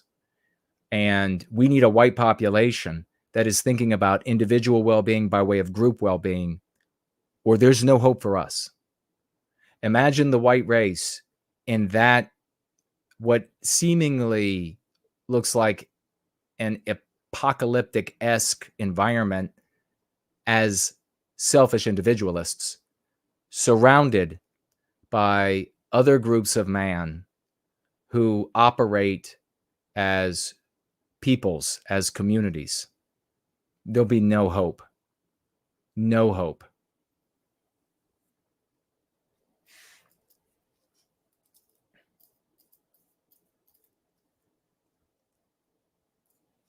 All right, let's have a look at this. Is it on the screen? All right, it is. Let me do that. And let's have a look, and we'll keep it rolling. I really don't think y'all understand how bad it is in the Southeast right now. We have towns that don't exist anymore. Chimney Rock is gone. The city of Asheville is cut off from the world. This is not an exaggeration. All the bridges leading into the city have been washed away. Chimney Rock is gone, he says. All the bridges leading to Asheville have been destroyed. No way in or out. And the historic town of Asheville, aerial photos that I saw showed it to be totally destroyed, completely destroyed. Talk about heartbreaking. This is it. We build beautiful places of various scale, size, and types of beauty, kind of like the same way that our biospirit creates us. And this is a real heartbreaking development. And the government, we're going to be talking about our main story, FEMA downgrading the white race. And what are people talking about? What are people going to be doing? Well, they're going to be watching Fuentes say it's the Jews. Meanwhile, we have all of this taking place that we in our lives, individually and collectively, have to address. So you have Asheville, not a tear is going to be shed from that community, where it's all anti-Jew about Asheville and our people there. Not a tear is going, not a concern, not a single thought for the men, women, and children, the elderly, the sick, the infirm, the magnificent like me. Not a single thought for them and where they are right now. No access to the internet unless they have Starlink. And then that's limited because the generator fuel is limited. You can't get more petrol. Where's FEMA? Downgraded. Literally downgraded. Let me also point out about this storm, because the anti-white climate doomsdayers use these events to say, we told you so. But mark my words, what I said previously, that since there are so few weather calamities, since they've been saying since the late 60s that Florida would be underwater by 1975, 1978, 1985, and none of that's come true. Since they don't have easily accessible, ready-made evidence for climate change, anthropogenic climate change, and that's the important thing, man causing it. Since they don't have that evidence and they can't manufacture it, let's just say for sci-fi reasons that they could manufacture storms. Are they really going to manufacture enough storms to obliterate everything where they live, to obliterate? Not likely. What they can do, though, is they can grab insects, ticks, mosquitoes that would never normally be able to migrate from point A to point B. They can infect them with viruses, bacteria, and they can then set them loose, and they can say, look at how bizarre this is. This spider has never been in this part of the world. It would be far easier to genetically modify a poisonous spider to be able to survive a cold weather environment or a dry, arid environment or a wet environment in which they normally couldn't live, and then spread that spider everywhere, and people start getting bitten by it. They don't know what it looks like, and so they don't know to be concerned about it, and they start getting bitten and poisoned by it, and then hit up on the news. This bizarre thing has happened in nature, and it's because of climate change. So this is where to keep your eyes open. These anti-white doomsdayers about the climate, they will do this. Mark my words. If they're not already starting, because we're already seeing some kind of strange things, they can manipulate this. What I want to say about this, though, is that in 2005, Katrina hits Louisiana. The destruction is not nearly as bad as this. No footage. I even went back and looked. The reason why the storm was interesting to me, as aside from like the misery it inflicted on people, all people of all backgrounds, but the reason why it was very interesting was the climate doomsdayers came out and said, this storm was caused by climate change. And all these doomsdayers came out after Katrina. Meanwhile, we've got the chocolate city. It's not for whites. And then all the white people had to go rebuild it. But all of these scientists came out, the experts, they came out and they said, this is a consequence of climate change. All of our cities will be underwater like this. And in fact, according to our models, this marks the beginning of what will be 10 years of the worst hurricanes the world has ever seen. And that really got my attention, because it wasn't like one scientist, one off here or one off there. Was their mantra: scare the living shit out of the white race,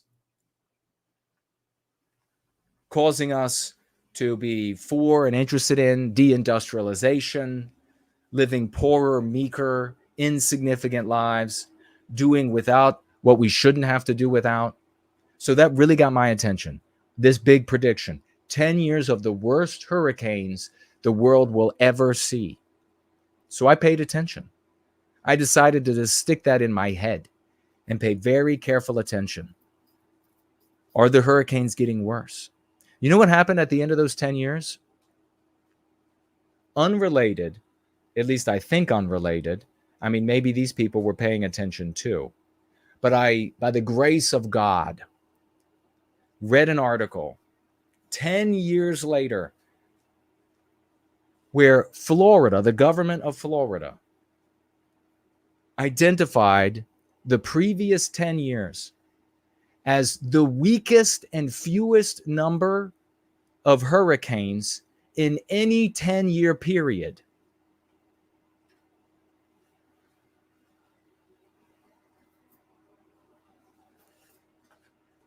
So however they calculate storm damage, size, strength of the hurricane, size of the hurricane, whatever their metrics are, that's their conclusion. Here you see worse destruction than at least I saw in all the footage of Katrina. And you all remember the big dome? Do you remember the big dome? And the white, what were they? Exchange students. They were in this dome full of anti-white blacks. And there was fighting and there was stabbings and people were getting raped. You remember this? Go check it out for yourself. Maybe I had a fever dream. I don't remember exactly what happened, but maybe that's what it was. Go check it out for yourself. And then a police officer showed up, and these European kids, these white kids, but from Europe, grabbed him. Young adults, not kids. They're like college, I think, maybe. And they grabbed the police officer. They're like, you got to protect us. We're fighting off. They hate us. They want to harm us. We're white. They want to get us. Never before, they never knew how white they were. You know what I mean? And do you remember what the police officer told them? The police officer told them, we can't help you. There's too much. There are too many violent things happening in the dome, in the Mad Max dome. So the kid said, what do we do? And the cop told him, put the girls in the center and all the guys get as close as they can get, shoulder to shoulder, and face outward. And that's what the kids had to do. And already a couple of them had been really harmed, but that's what they had to do the rest of the time. And fortunately, because of that formation, they prevented wholesale rape, bludgeoning, murder, who knows?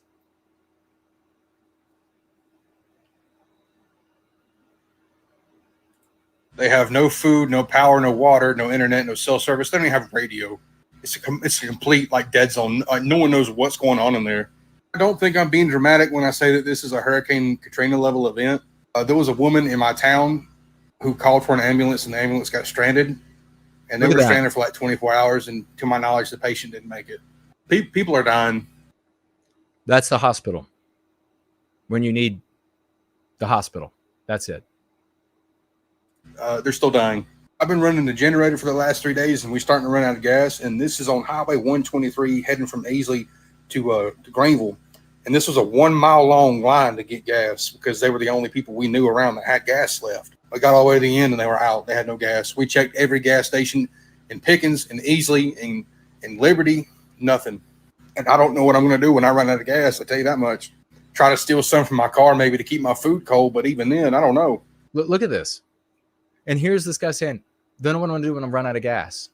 Generator won't work. There won't be any electricity. You won't be able to send a signal to Starlink. No cell phone towers working, or few, or it's intermittent.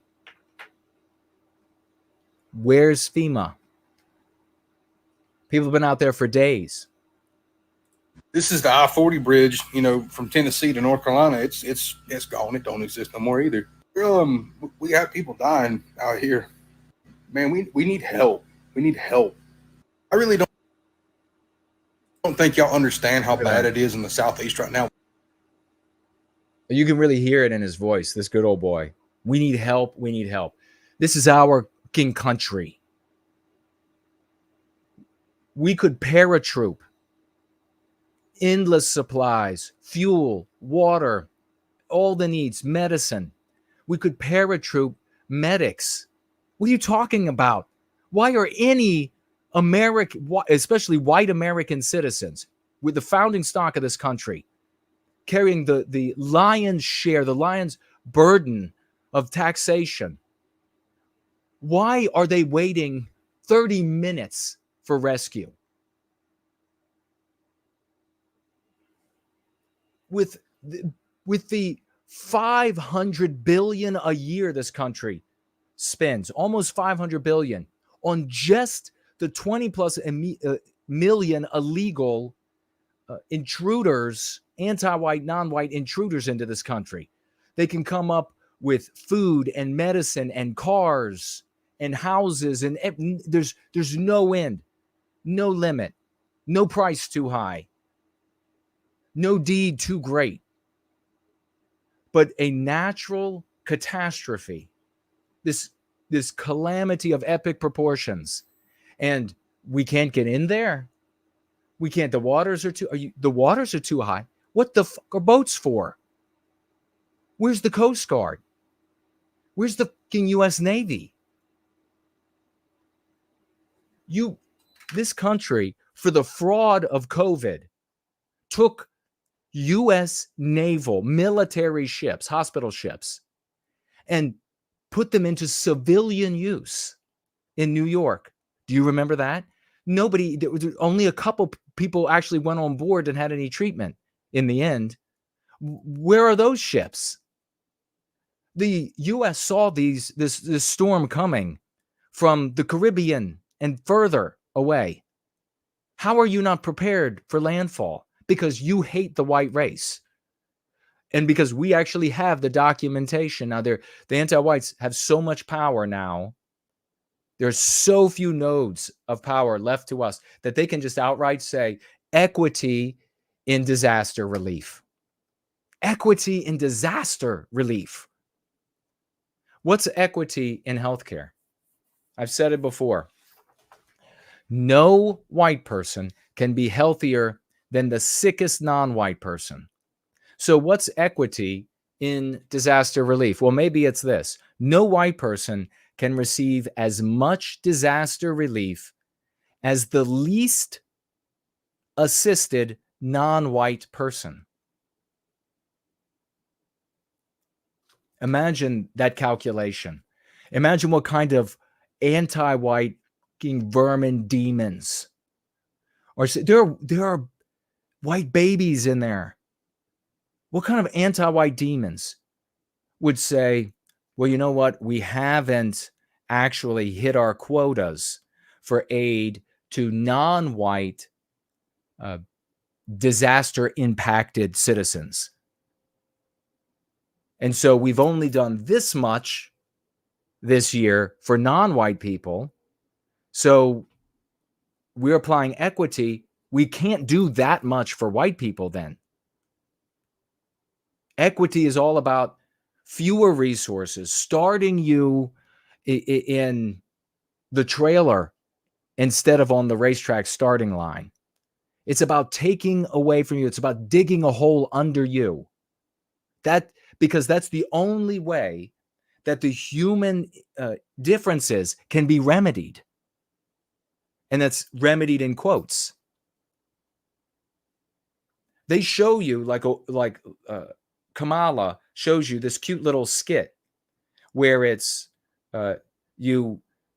people are climbing a mountain and they give more help to the people who need more help, the non-white people and the privileged groups that they'll call victim groups. Like they don't know what sex they are or what have you. They need to get more help. But in reality, is that how you end up with an outcome that they define as moral? No. You gave non-white kids, particularly blacks, Hispanics, Arabs, American Indians, you gave them more help to get better grades. Did that get them to the level as a group of whites and Asians and Jews? Did that get them? Did they achieve parity? No. They even went to the extent in experiments across the United States of borrowing non-white children during the day, particularly black children, borrowing them from their parents for the whole day when they were tiny babies and stimulating them all day long with sounds and kisses and toys. And then as they age to toddlers and then just after toddler and continuing that stimulation, being with them, adults all around them with them, talking like adults, teaching them all the different names of animals and the sounds of animals and all of the different colors and all of the different textures and all of the on and on and on and on. And it didn't achieve educational outcome parity. So the only way to achieve parity is to dig a hole under the white children. They can't dig a hole under the Asians or the Jews. They just tried to do it just a tiny bit with the Asians here or there. And what happens? Asian organizations for the good of Asian people immediately spring up everywhere and sue, and then they back off immediately. The white race are the only ones they can dig a hole under. But for their metrics, that's just fine. Because, number one, morally, it's the white race that they really hate. That's what they're trying to do, is harm white people with this equity. So that's the objective. Number two, the white race is still a significant number in the population. And so by making sure that they do worse, you get closer to that magical, well, we've got parity now. So equity in disaster relief can only be achieved by digging a hole under the white population, by letting areas that are predominantly white suffer, drown, starve, die for lack of their medication, suffer the privations and the hostility of confused, deranged, maybe even neurotic people after these tragedies, who then begin to go at each other, especially when there's no hope in sight. People who are used to comfortably living, having a recliner to sit in and climate control and able to keep bugs at bay and have stomachs that aren't growling and atrophying and have water to drink. That's the only way that the anti-whites at FEMA can achieve parity of outcome with how much relief they provide. This is off the charts anti-white demonic. And it's not really talked about in the white sympathetic sphere because they don't care about white people. We do. No white person can receive as much disaster relief as the least assisted non-white person.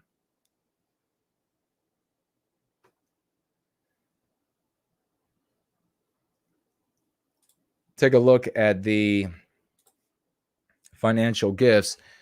Antiwhitism ends with you over on the live chat on Twitter says, to make selected vetted members able to sell directly or host links. To sell? But to sell what?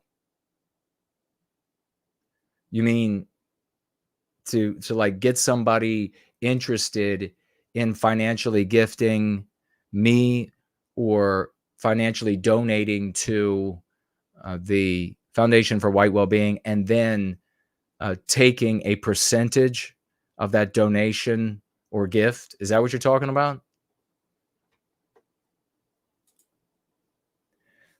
On your feet, ladies and gentlemen. Let's give a big salute. I can't believe he came back. God, this guy is like amazing.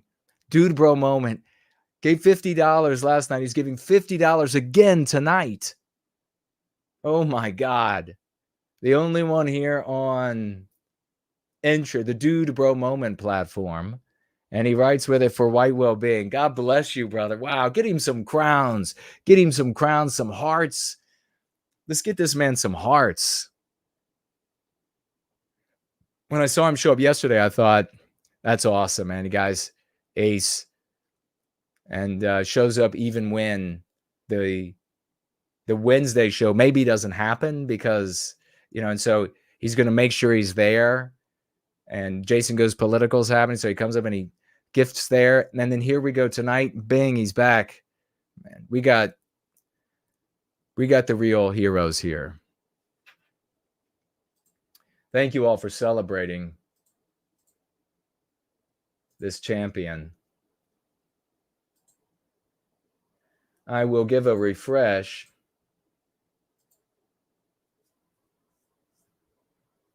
And we'll see.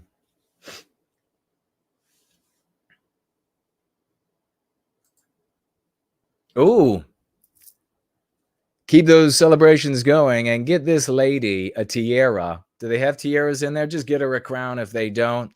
Give her some flowers. Give her a bouquet of flowers. To Lady Anglo, who is with us tonight. Lady Anglo, $50 financial gift to White Well-Being. God bless you. And she also writes for White Well-Being. Oh, big salutes. Lady Anglo, thank you so much. And look at this.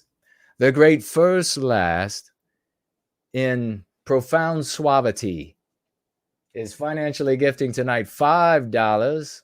God bless you, brother. For Lady Anglo. Well done. $5. $5 suave dollars from First Last for Lady Anglo.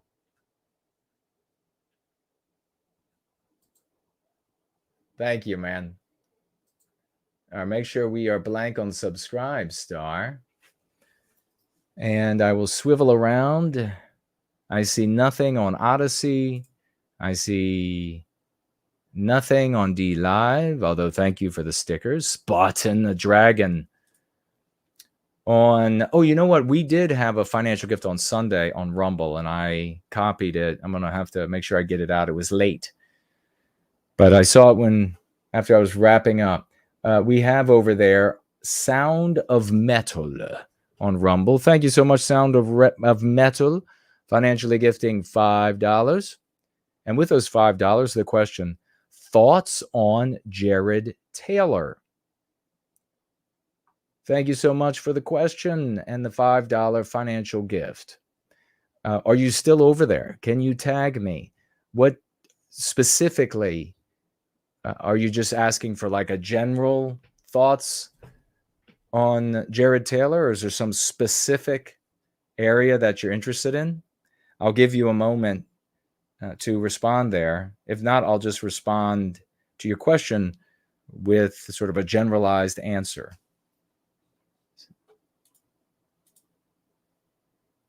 We have over here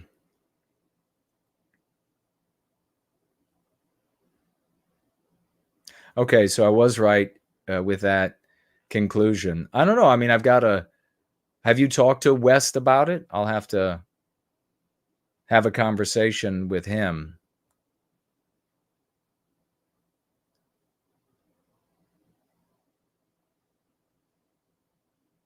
And thank you. That's a good idea. Clean of White Guilt. It's great to see you. You were saying how the Asians stand as a people and sue. That segment is clippable. Yeah, thank you for that. Exactly. Yeah, they automatically came together, and it wasn't just one Asian group. It was numerous Asian groups came together immediately for the good of Asian people. You remember at Harvard, they were contemplating capping the number of Asians, and the Asians swung into action and were like, we don't think so. They were like, okay, yeah. But white people, fraction of the population, of Ivy League schools compared to our population. We are the least represented by far. Check it out for yourself. Maybe when I was reading those numbers, I was heavily inebriated. So even though I don't drink, check it out for yourself.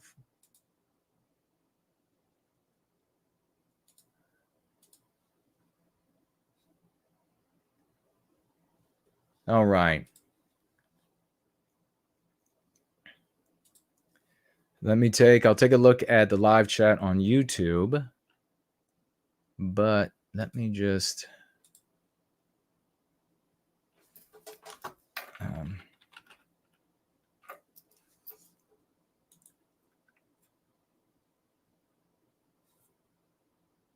have a look here.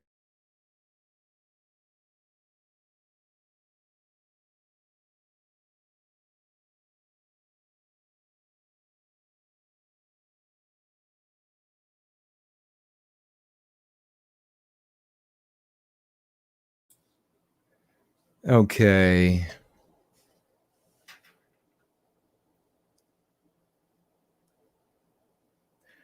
First Last says, we are doers. Yeah, exactly.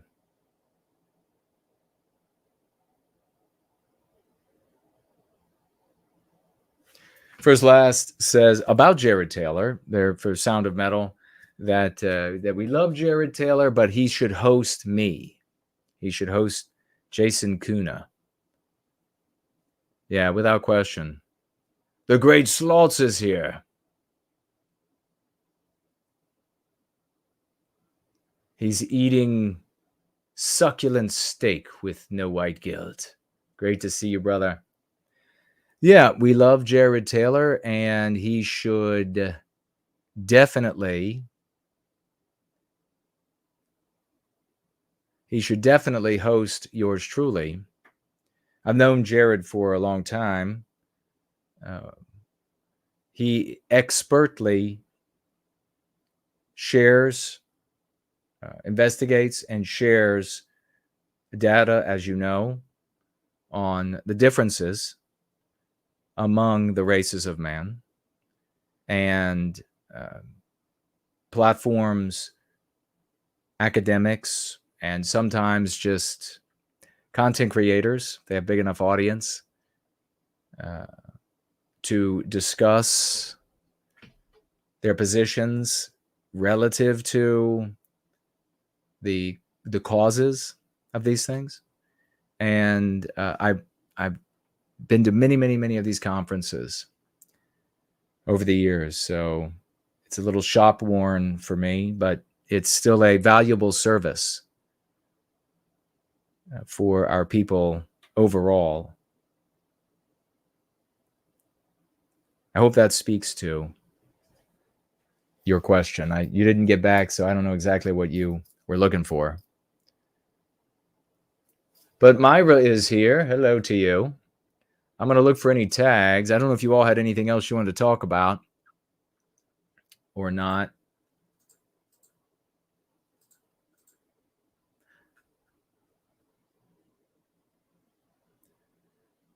Let me just see.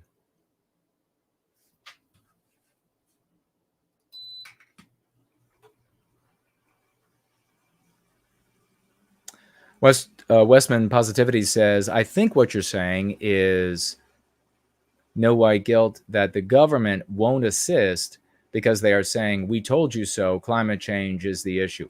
Anti-whites could make that argument, but I think the much more prevalent argument will be that this is the moral thing to do. And according to the moral tapestry of the country, it is. Now, what will Republican voters and conservative content creators, what will they argue in response to what FEMA is clearly employing right now? They clearly are employing equity in disaster relief right before our very eyes. Right before our very eyes. What will the conservative content creators argue? Non-white people live there too. What about biracial people? What about that'll be the angle of attack for them.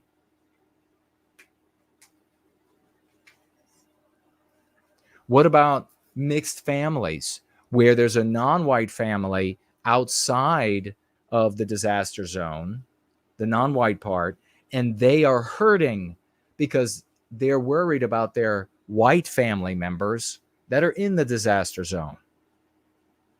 Just think about the 15% of non-white people and how much they are grievously suffering in the disaster area, because you want to ensure that you have parity in outcome of disaster relief. That's what they'll be arguing. They'll also, of course, argue various abstractions about how that is an unethical position, and it doesn't make economic sense. And what else? What do you all think they would say?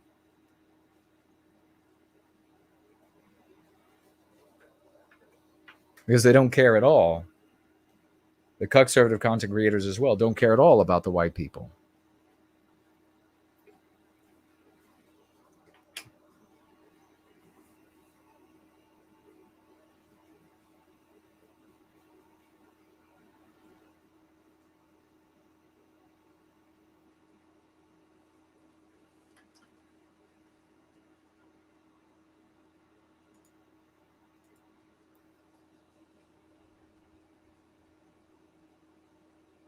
Jay is with us.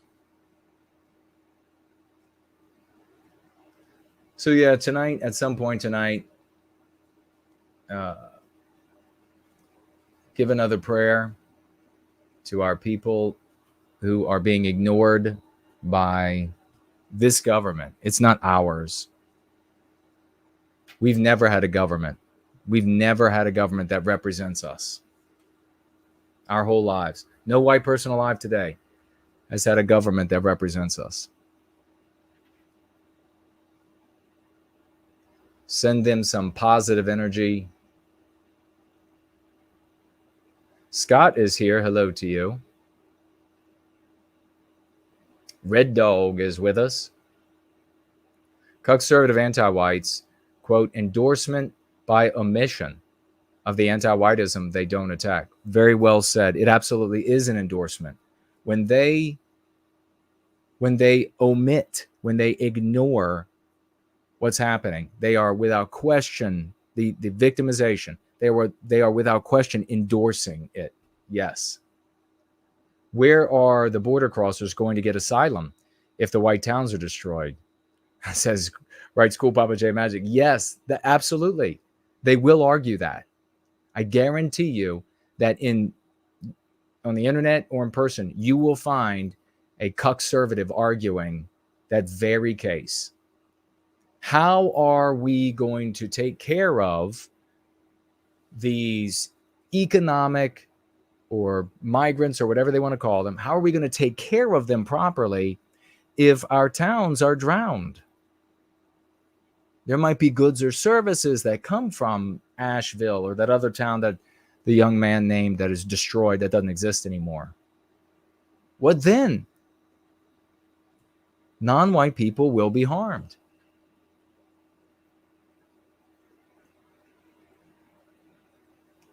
I didn't see any comment from whoever that was being recommended to tag me. Was it Abbott? Maybe that's what it was. Helios Abbott? I do see a comment from Abbott saying it wasn't a debate. It was Vance audition for post-Trump president. That's a good way to put it.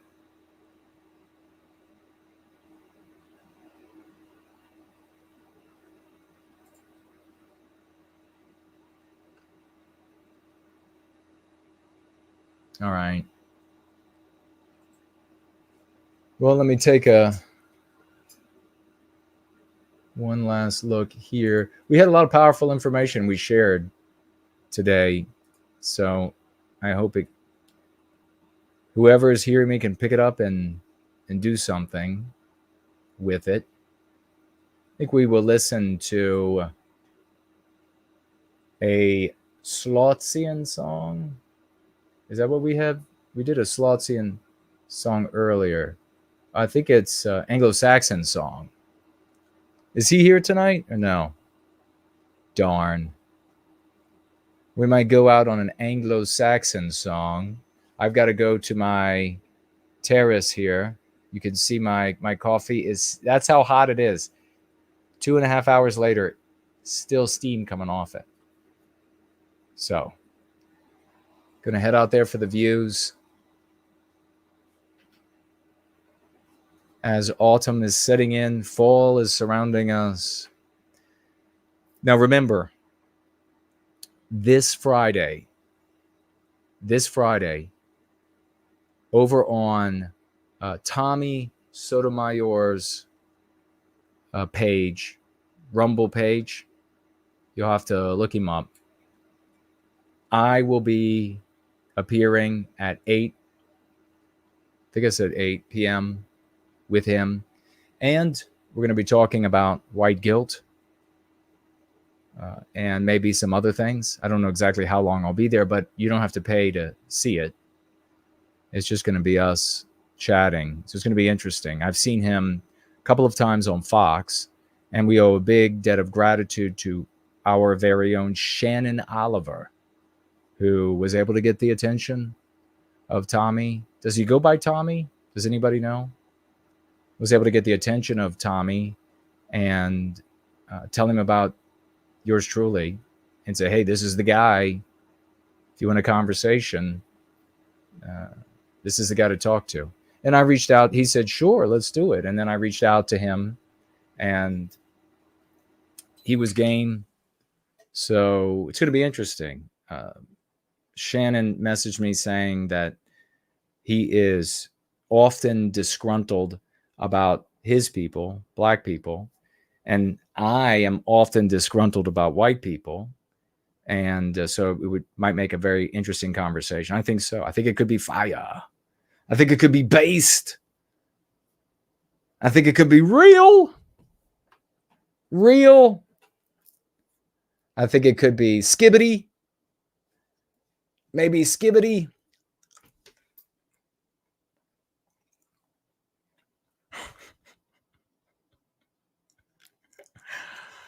Oh.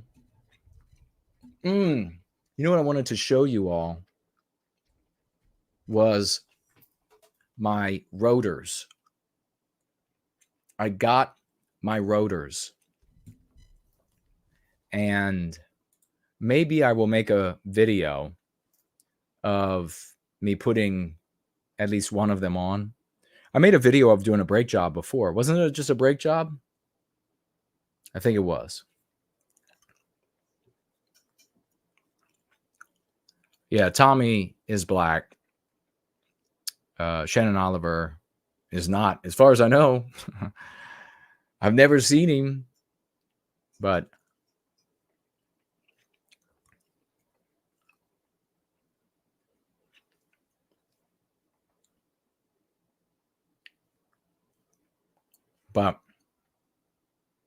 yeah, big salutes. But I've got them and they're beautiful, these rotors. So maybe I will. I was telling you all, I was recommended several times this account on Instagram. It's amazing, these things that are pushed by the algorithm. If they can push, they can throttle. And this guy, I guess it's what, Facebook, Instagram, Meta, what they want white people watching or being entertained with. And I'm not being hard on the guy. The guy seems like a legitimate guy. I think he was in special forces, maybe Green Beret. So that's kick-ass, right? He's older now. Nothing wrong with that. Still in fabulous shape for the age that he looks. So that's kick-ass, right? But he has this account where I think there was a video of him looking at a dirty spark plug, and I didn't look at it. I just like saw the thumbnails, and he does. I think he's got a heavy bag, and he punches the heavy bag, and pull-ups, videotapes himself doing pull-ups. And I tapped in a couple times, just here and there, where he was talking, and it's just like your average, really your very average. Again, that's not to be a slight on him. If he was special forces, then that's obviously above average for doing that kind of thing. But just like the opinions of socio-political matters and what guys, I guess, are thinking about, or what they should be thinking about, or what should be of interest to them, should just be these sort of vacuous, empty exhibitions. And I'm not saying it's not masculine, that it's not masculine to punch a punching bag or to do pull-ups outside in the sun. But if that thing itself is the thing, then that's immensely empty and devoid of value. A hero knight for his people, doing push-ups in the sun, pull-ups in the sun, repairing the car, welding together the frame of the boat. That is more, that has substance, and that anti-whites obviously are aware of. And you can see that they would not want to direct people to that. Look at this champion here. He goes and, he's got a shrine in his, not a ridiculous, but he's got a shrine in his house dedicated to his people, their accomplishments. Like, he makes a video where he's punching the punching bag, and then maybe he says a few things of how, about Jack Dempsey. He talks about our greats, all the way up to very recently heavyweight champions in boxing, and then connects that to the virility and power of the white man. That is substance. You see what I'm saying? You see the difference? If you're fixing the rototiller, something's gone wrong, you're fixing the rototiller, and you have a little bit of a video of you fixing the rototiller, and you pair that with a conversation about the ingenuity, the industriousness of Westernkind, of Westmen, and how this is the kind of thing they do. It's not to be a Westman to always buy a new piece of junk from China. To be a Westman is to be able to repair and make whole again. They would not allow that to go anywhere. So they'll give guys like this, it's like masculine candy. So it tastes good. It tastes like masculinity, but then it rots your teeth out of your head. And it cripples your kidneys. That's what they do. And that's the kind of devious intellect that resides in the skulls of anti-whites.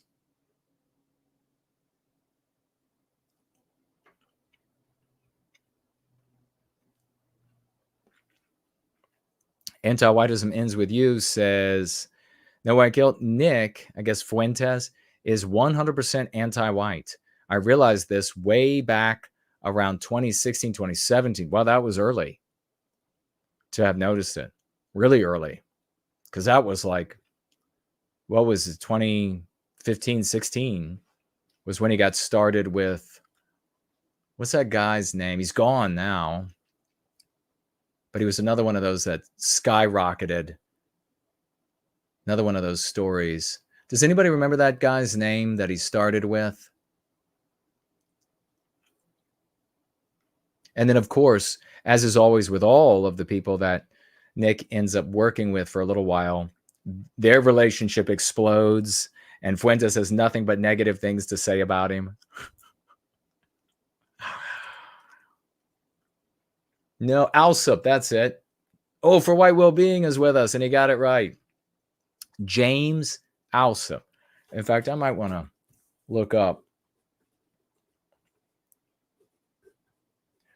But wait a second. Didn't he start working with somebody like last year, James Alsop?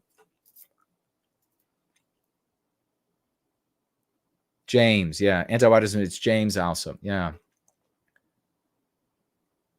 I met him at a conference. It's like I met Fuentes at a conference. Yeah, he came in. It was talking about James. Nice guy, totally friendly guy. And we're at this conference, 3-piece suits. You know, I'm looking like I'm the only poor person that can look like I have a net worth of $10 million. You just got to be smart with how I'm smart with everything, but you got to be smart with how you do it. Then you can look like you don't have to have that Giorgio Armani and, you know, the $10,000 outfit or more.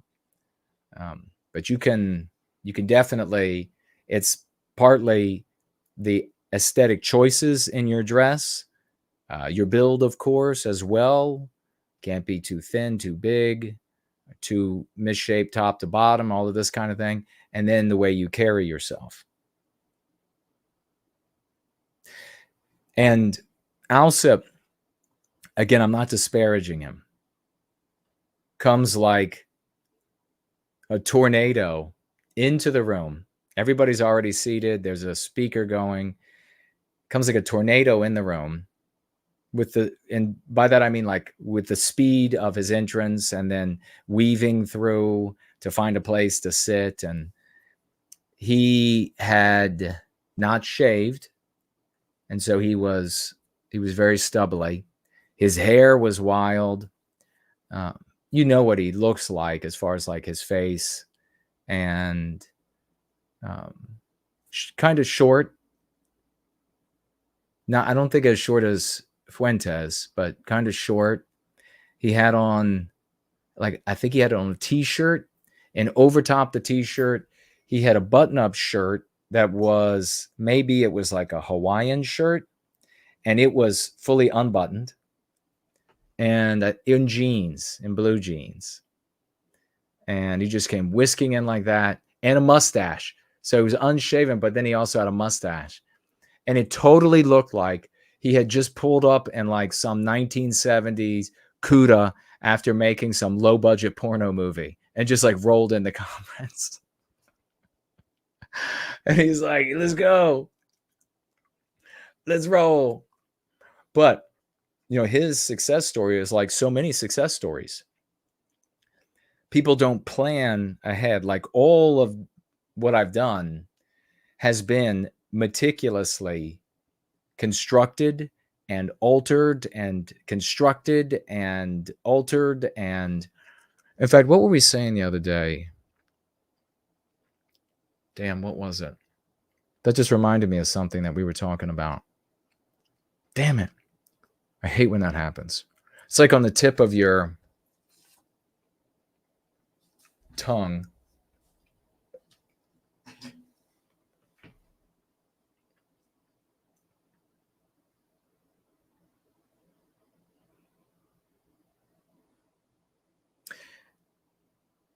Emendate, interpolate, expurgate.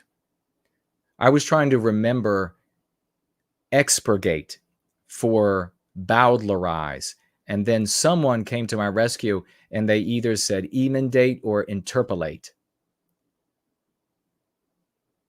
which is altering writing, altering a piece of writing.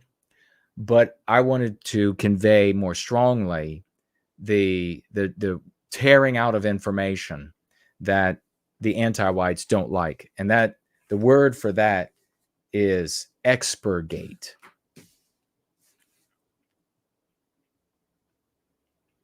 You know, it's like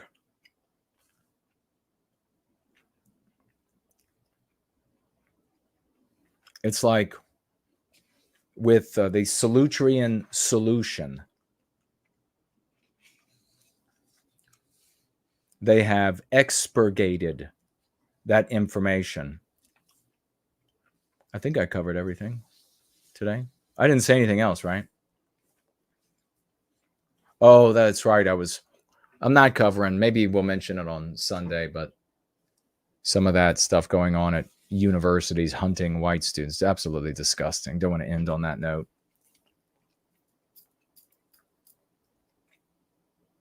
Okay. It was Westman Positivity. Thank you for coming to my rescue. Thank you, my brother. But yes, I did want to go a little bit farther than interpolate to expurgate. It even sounds like expurgate, like gutting, pulling the entrails out of a piece of writing. But it's like with the Solutrean Solution, which is what it's properly called. The anti-whites changed it to Solutrean Hypothesis, but it's properly called the Solutrean Solution, and it was Dr. Dennis Stanford, who was the director of archaeology at Natural Museum of History, Smithsonian. So Dr. Dennis Stanford, brilliant guy, writes a book called like Across Atlantic Ice, I think it's called. And there's been this problem. He is also he's passed now a chief in the Paleo-Indian paleoecology of the Smithsonian. So this is not like some random guy. It's not some random guy in the population that I've got an idea. Like, this guy's been studying. This is his field of study, Paleo-Indian, paleoarchaeology. And there's this big problem in the study of American Indians. And you'll have to look it up for yourself. The ear is against the door. But they have this problem with these unique spear points called Clovis spear points, originally found right here in Virginia, and then found all over, along with European skulls, all the way up to Washington State, which the Clinton administration, when it was the skull was found, and there was an injury to like the back of the head, they thought that it was a recent crime victim, and the police took over and they investigated it. Does anybody know what was that Kennewick man? And they said, all right, this is about a 35-year-old white male. And then they were like, wait a second, this is much older. So then they dated it, and it was ancient. And then the Clinton administration swept in, grabbed the skull, gave it to the local American Indian tribe, and just informed the country, oh, it's not a white man that was here 30,000 years ago. Of course not.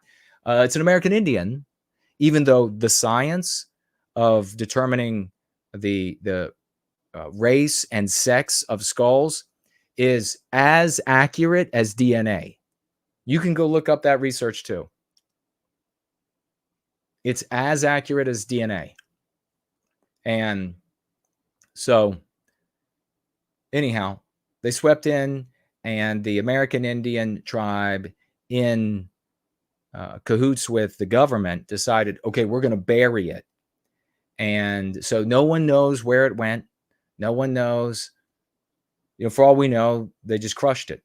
But what the Clinton administration did next was to cover the site with boulders. Like, why would you have to do that?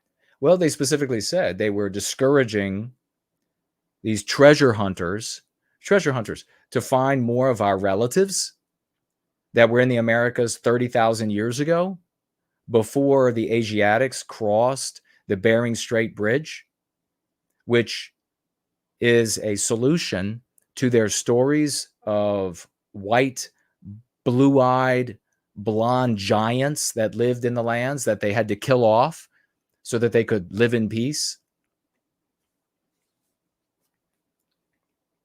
It's kind of like a little problem there with like, how did these Asiatics that crossed the Bering Straits have these stories? Several tribes, they have these stories about white giants all the way down through Central America. White giants they had to kill off. That vexed them. And, as is, I think, quite obviously the case, they not only killed them off, but they took sex slaves. They took female sex slaves, and that's why American Indians, when we showed up again, didn't look like the Asians that crossed the Bering Strait Bridge. They looked different. They had faces, skulls somewhere in between Asian and white. But the big problem, according to Dr. Dennis Stanford, was the spear points, because you had, in his study, his field of expertise, a very clearly defined evolution of the spear points from Asia. As they came across the Bering Straits, these spear points were being used, and you could see these slight variations. But then suddenly there is this wildly superior spear point that just comes out of nowhere in the Americas. They start finding them, and they're everywhere, and they're ancient. As I said, first found in Virginia. And those spear points happen to be, Clovis, identical to the Iberian Peninsula, to what is colloquially referred to as the Solutreans. And the historians came in, the anti-white, mainstream, the government historians, they came in and they said, oh no, that's all fraudulent. And perhaps you all will recall this with me. They said that's all fake. White people did not come to the Americas that long ago. They came here and stole the Americas. They stole Canada. They stole the United States, all part of the anti-white narrative. And they said that, well, even though there isn't this incremental development from these Asiatic spear points to the Clovis spear point, it just happened. It could happen where there was some genius and he just figured out this superior spear point. Well, how do you explain then that the spear points are on the Iberian Peninsula, southern France, Spain, Portugal? And they say, well, we don't have to explain it because we have affirmed that the Solutrean population in southern France, Spain, Portugal wasn't in effect. They didn't exist yet. They weren't going to exist for another several hundred or thousand years or whatever it is they ended up saying. So magically, the white people in the Iberian Peninsula, southern France, Spain, Portugal, magically, they developed the exact same spear point that the Asians developed in America without contact. Isn't that something? And then Dr. Dennis Stanford was forced from his position of director at the Smithsonian, director of archaeology at the Smithsonian. Here's the thing that made me hopeful years back now. It's been maybe about 15 years, 12 or so years. Maybe you all saw the same thing. The evidence for the Solutreans, white people, being in the Americas was so convincing and omnipresent, and they kept finding more things. They kept finding more white skulls. And in Central and South America, the scientists there, they weren't as restrained. And so they were looking for bringing light to this, not only for the historical reality of it, but because they could be the scientists in those countries to then say, whoa, look at these white people that were here so long ago. And in the US, you started to see these videos, and I really want to look for and find, and maybe one of you could end up finding.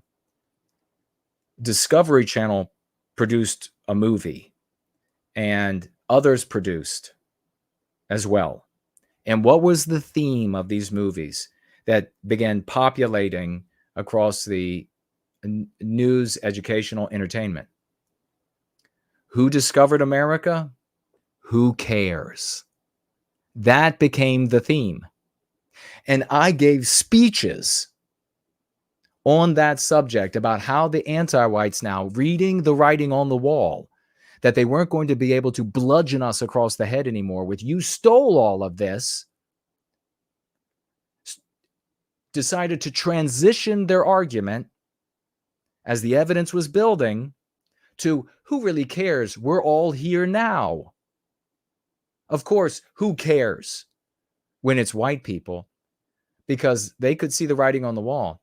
If white people, if the argument had been that white people stole it from American Indians, then what happened if white people were here first?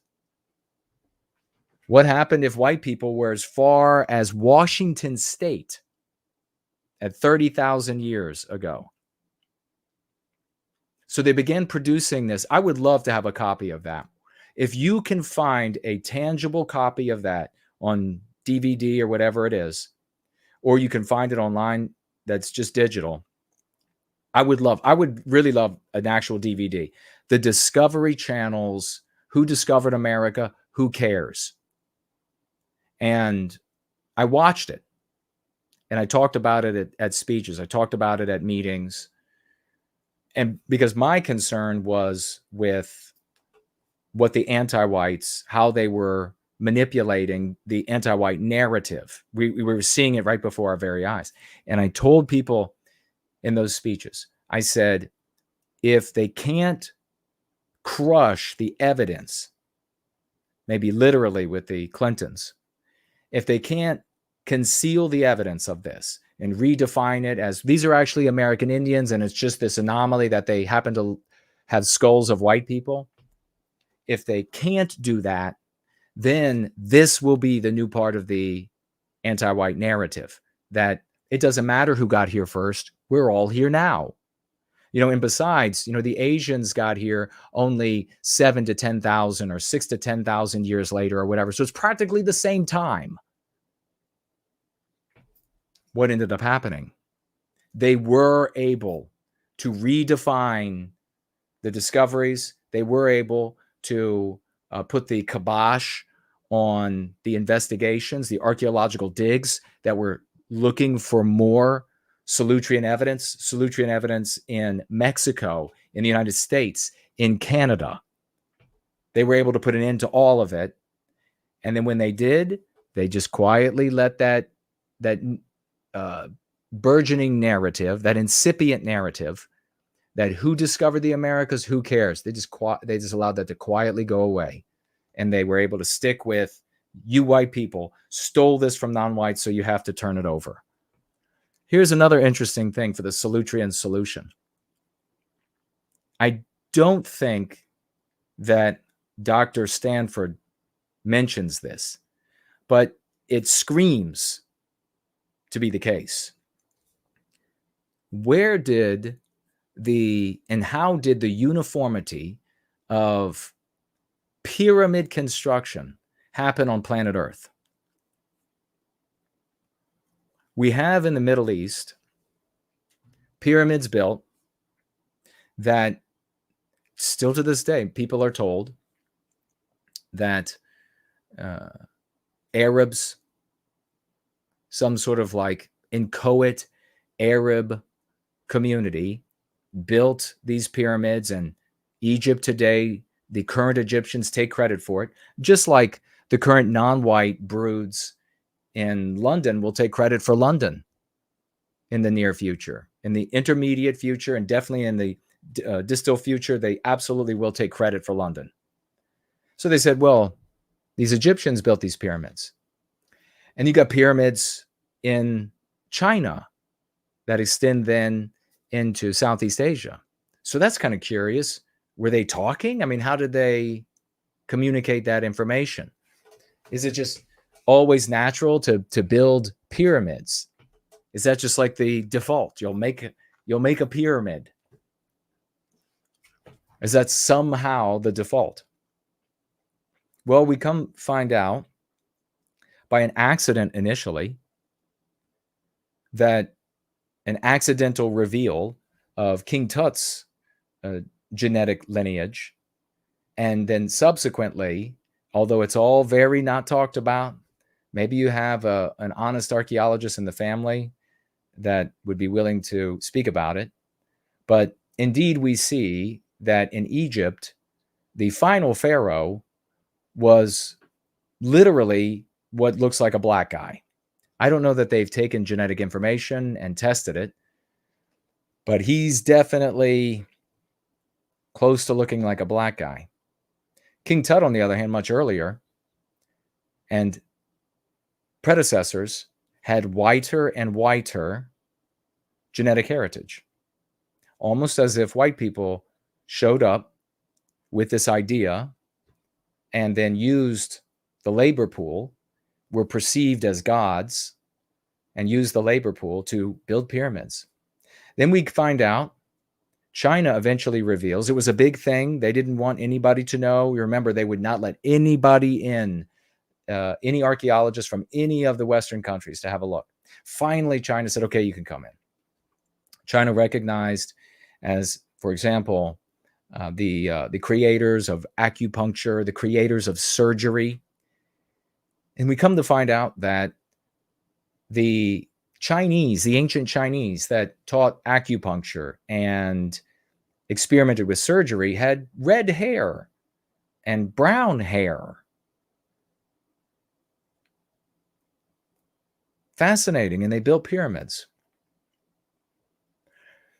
Well, maybe Dr. Stanford thought more than once or twice during his life, once he came across this Solutrean solution, that maybe, just maybe, white people or people genetically who are mostly white, after some crossbreeding, if you will, ended up in Central South America and built pyramids there too. Not themselves. No, they would be perceived as maybe as gods or devils, whatever. Because what's interesting about these locations where these pyramids were built also is that there was a period where there was mass ingenuity, mass exploration, mass construction, mass scientific pursuit. And then slowly over time, these peoples lost the ability to build the pyramids, even read their own languages. And when white people showed back up, in the case of Egypt and Central South America, when white people showed back up, these structures were abandoned, long abandoned. On this hemisphere, they were in the middle of jungles. We're still using another piece of technology developed by white people called LIDAR to scan the jungles to find these structures, the cities that were built that none of the locals know anything about. In China, the Chinese eventually, their own archaeologists, smart people, came across these ruins. They came across these emperors. They came across these mummies that had long been forgotten. So maybe the answer to the Clovis spear point is that the Clovis people, the Solutrean people, the Iberian people and culture did exactly what Dennis Stanford said, that during the last great ice age, they walked across the ice shelf, towing boats along the edge of the ice shelf. There would have been ample food for them, food that they would take the fat from to burn as fuel to keep them warm, the fat and muscle to eat, the hide to wear, everything they needed from the seals that eat at the edge of an ice shelf where small fishes come in great abundance to eat on plankton that are at the edge of ice shelves. And that they walked across the ice shelf, pulling boats in the water with rope, which would have been easier to pull it on the ice. So they could have pulled it on the ice, though. Setting up camp along the way, having everything they needed to survive, came to the Americas, initially headed south to get away from the cold of that period, and prospered and spread themselves everywhere. And they brought their technology with the Clovis spear point and construction that then is eerily identical. You have, what's interesting also is conspiracy theorists are given a wide berth. They are pushed upon you when they want to attribute pyramids to extraterrestrials. We've gotten that since we were children. I wonder why. I wonder why they never allow us to listen to or to investigate a terrestrial source. Guess where the oldest pyramids are? That in almost every single case are prevented from being investigated. Europe. Look it up for yourself. The oldest pyramid in the world, I looked this up maybe like 8 years ago or so, is in the United Kingdom, as I recall from my reading back then. Nothing being excavated. Once they found it, that was it. Dated it. Far older than the pyramids at Giza. Far older than pyramids elsewhere. There are mountains that were potentially crafted into pyramidal shape with chambers and the like in Eastern Europe that the government is not allowing any investigation on. Or the governments.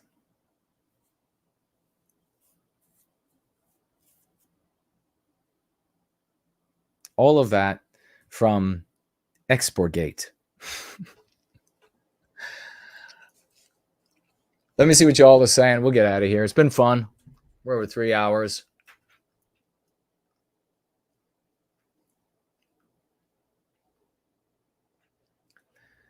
For White Well-Being, talking about Angkor Wat restored by Westmen. Precisely.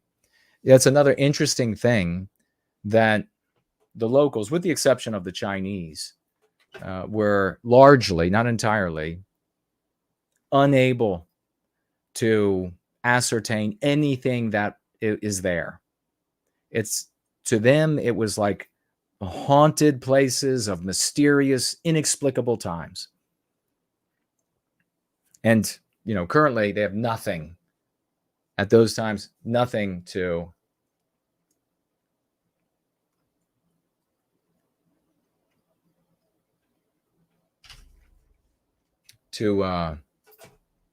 draw any sort of linkage to.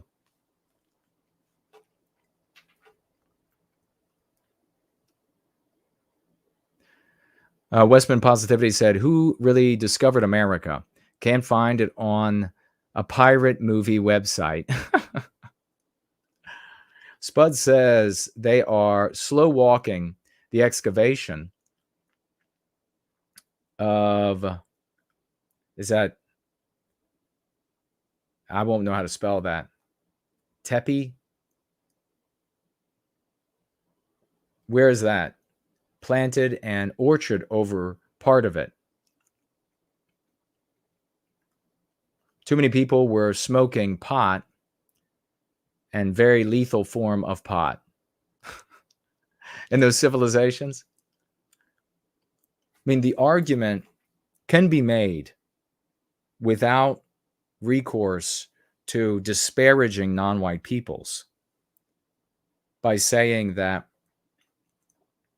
white people showed up, that we were perceived because of, and you look at some of the myths that I looked at in the past, because of the light skin, and for many of us, the color of the sky in our eyes, and hair that matched the sun.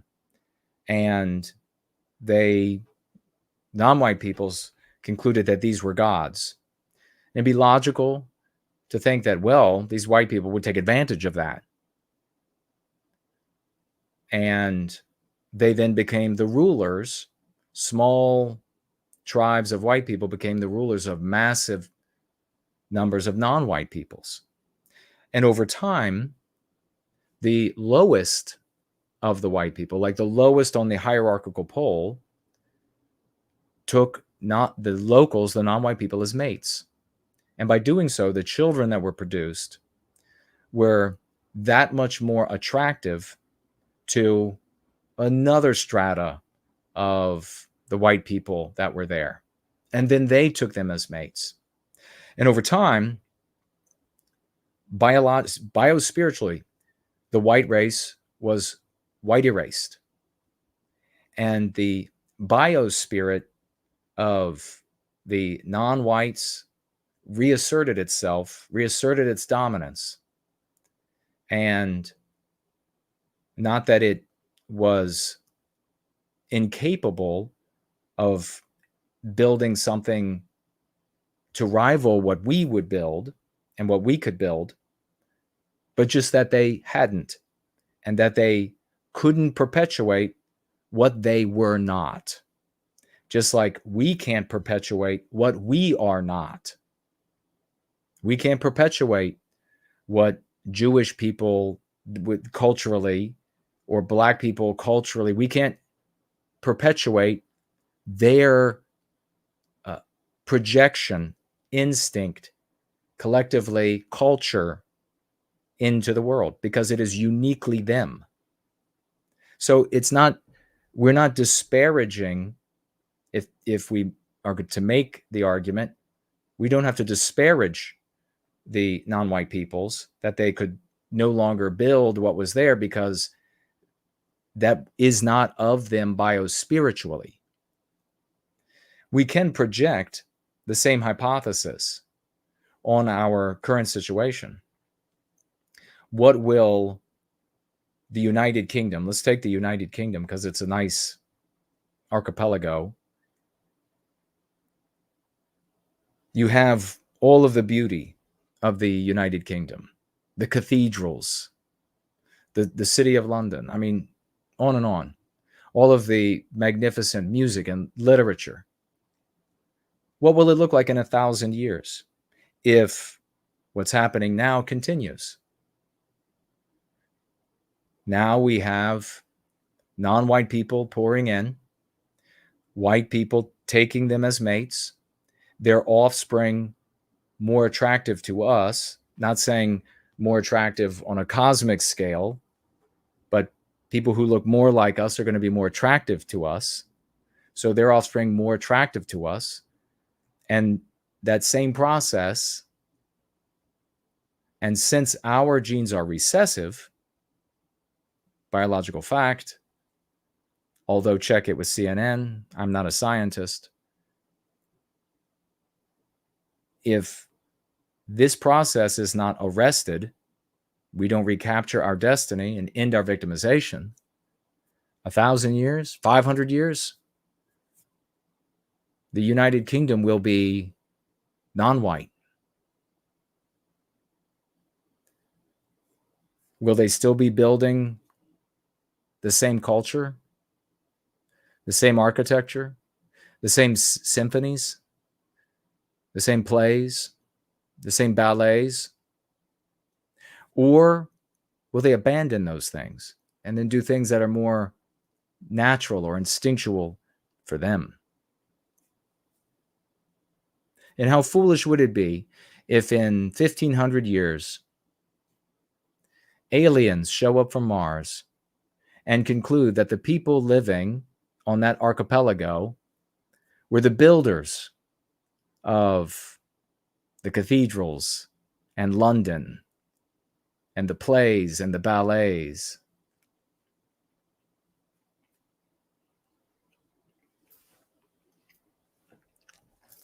But why entertain these kinds of things when you could just head on out to any of the other content creators and hear for the 10,000th time how bad Jews are?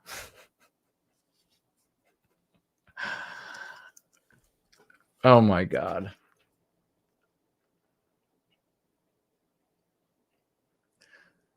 Sloth says that Brant Danger probably knows. Who built these things? Yes. Nice. Across Atlantic ice. Yes.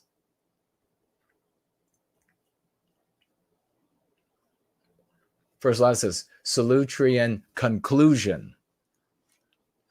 That's right. Well, Stanford was saying it was a conclusion. The Solutrean solution. But you don't ever hear that anywhere. It's always hypothesis.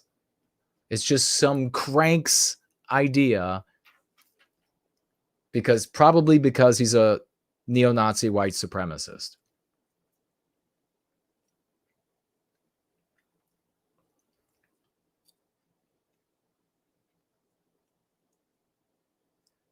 Westman Positivity says, has anyone emailed you for the lizard glass pieces? No, but if you would like one, reach out to me. Are we connected on Twitter? The emailing of the website is a little sketchy. It doesn't always work. So, and if anybody else says, I emailed him on his website and I never heard back from him, please fill in for them that it's kind of glitchy. So if you're trying to reach me, do it here. Let's try to talk in a direct message on Twitter. That's probably going to be the easiest way. I can give you my email then. And I don't want to just give it out on the stream, because one of the things that the multiracial anti-Jew community did to vex me, after I wouldn't capitulate and say that all Jews are evil and they're all born evil, I said only the anti-white ones are the problem. They took my email and they signed me up for like 500 different things. Just incessant. Now, it was kind of okay because it's a Gmail account. So I was able to say, okay, anything else from this, anything else from that. But I had to do that every time to finally put a stop to it. That's right. Helios Abbott is Shannon Oliver. So let's hear it for Helios Abbott, who made it happen.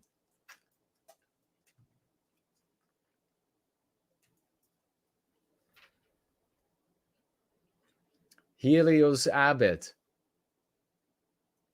For My Well-Being says, thank you, Jason, for your heroic devotion to Westernkind. That whole segment about Dennis Stanford, that could be clipped out and shared. Probably should be. Because that was very dispassionate, just speaking with sympathy for all the peoples of man, and talking about some possibilities, especially that this director of archaeology at the Smithsonian concluded was the solution to these problems of where the Clovis spear points came from, and then how they magically appeared in Europe without any connection to the Americas. And you're most welcome. Really, thank you for that appreciation for white well-being. You are such a hero. This guy sweeps in out of nowhere, and he's got a knack for making videos that can just cause tears to stream down your face with love and pride for our people and wanting to put an end to our victimization. So another night at the white table.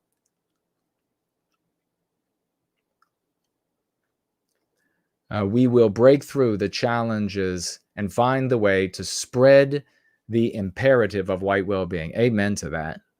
Cool Papa J Magic. Did I read this earlier? Yeah, that was when I read earlier. If you wrote me a question, a comment, and I didn't see it, quickly put it up again with the tag, because we're going to roll out. Cindy Ben also got it right about James Alsop. Oh, the one thing I was going to say about James, which I've never seen a believable, not even seen, a content creator that said, I started from scratch. I had a plan to have 5 million followers. So I did A, B, C, D, E, F, and G. And it all came. No.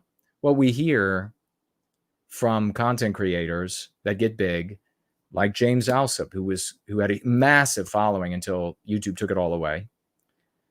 Although remember, like, he had the idea of take over the Republican Party, and then I said, no, you can't do that. They will kick you out. And then I got attacked by all of his followers, and I was right again. They kicked him out as soon as they discovered what he was doing.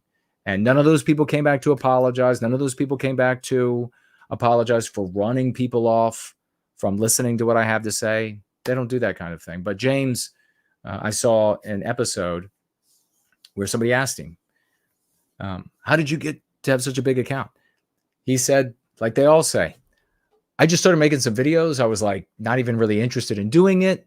And then before I knew it, it was like at 50,000 and then 100,000. And so I figured I might as well keep doing this.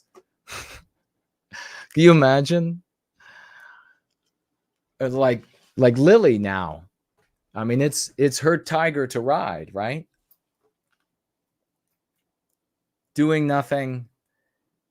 No plan to be the content creator that she is, with the massive audience and massive attention, everybody knowing her name. Makes a video where she says the N word with an A on the end, of course, ears against the door. And that's it. Colossal viewership. And so she rightly says, I might as well do something. I might as well make money off this. So more power to her.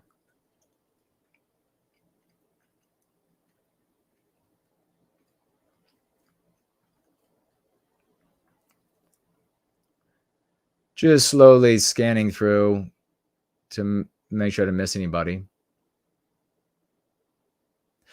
Helios Abbott, Shannon Oliver pointing out that another thing that I have in common with Tommy is that we have both been orphaned by our people. That should make it a really interesting conversation, don't you think? I really think it could be fire. Maybe the first conversation might be a bit sort of academic. I don't mean in the sense of academics, but in the colloquial sense. It might be sort of academic. We don't know each other. But maybe subsequent conversations will just get increasingly fire and fiery. Because you get, if this is right, then what Shannon's telling us, then we both are not happy with the behavior of our peoples. And so that'd be kind of an interesting, a pissed off black guy and a pissed off white guy. That could be interesting. He says, maybe I should say exiled. Yes, exiled. It's more, yep, you're right. It's more aggressive. Although I wonder, I'll be interested to find out the mechanics of how they ostracize and why they ostracize in the Black community. Because here we can see tangibly every day how it's this multiracial anti-Jew movement that masquerades as advocates for white people. And therefore, since they're masquerading, they can't tolerate any white people that are in the least bit succeeding in white well-being, ending our victimization, because it immediately reveals them for just being LARPers, that there's something else that they're really up to. Like I said, I do this interview with Lily, and I immediately see in the comments people either echoing the slander, the calumny that's been used against me, or they are the proponents of it.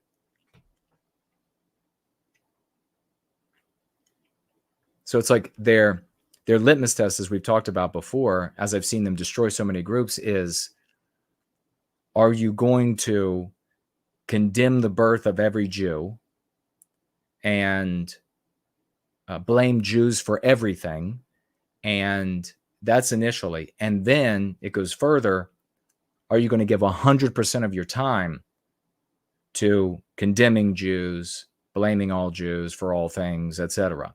Because if you're not, if you're giving any time to, say, like Southern culture, Southern history, for example, like I saw them destroy Southern groups, then maybe you're some kind of a Jewish asset or a crypto Jew, and you're trying to steer us away from the truth. They destroy everything. They are the AIDS of our people's well-being. So I really would be interested, like, what did he do and what are the mechanics there? Probably has something to do with saying, although not in the exact same words, saying, don't be so anti-white. Don't blame everything on white people.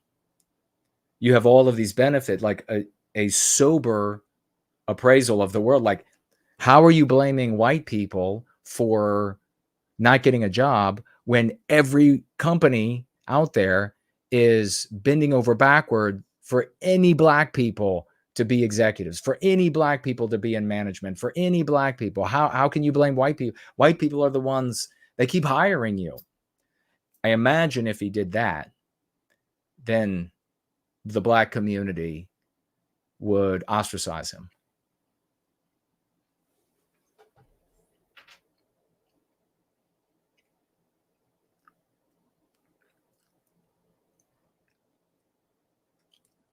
All right. Fiction is what people use as a standard of reality. Big time. Slots is writing here.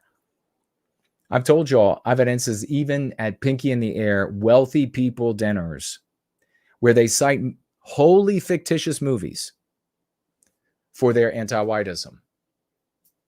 And then I've pointed out, that's complete fiction. That's not even based on and their retort, well, you know that happens. You know that. And how do they know it happens? They haven't seen all. Oh, but they have in fiction, and that's their lived experience. Slots goes on, the power of placating about nonsense relationships while inserting anti-white historical fiction as its real parts. Yes. Yes, very well written, brother. Exactly. Well, we're just hanging out here. We're hanging out. And it's been a good night hanging out. Challenge Tommy to use the lexicon, especially without the hyphen or space.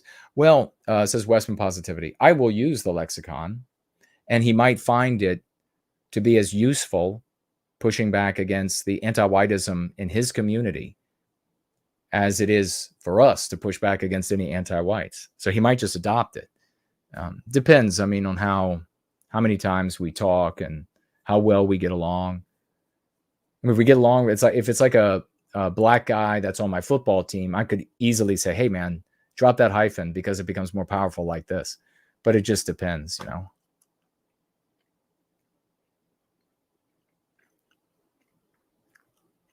Animus is with us and says, I'm genuinely asking, I'm not poisoning the well. So you tagged me there. Are you about to ask something, or is it before that? I can try to look to see if there's anything else.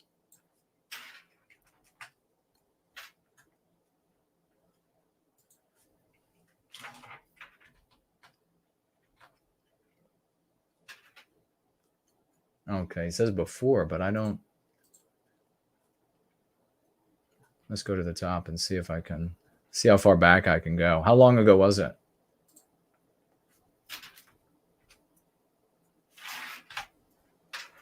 I only see you on my live chat twice. And it's for where you say that you're genuinely asking and not well poisoning, and where you say it's before. So you'll have to, I apologize, type it again, because it looks like on my live feed at least is not visible. And not on a screen search, it's not coming out. You're not coming up. I would not rely upon my eyes to do that. That'd be something Kate could do.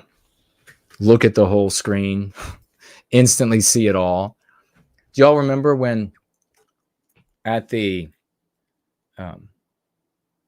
took that trip to the auto museum, walked up to this big several rectangular boards, nicely painted and everything, and they had people's pictures and their names, and these were all of the docents and the people who have worked with and helped the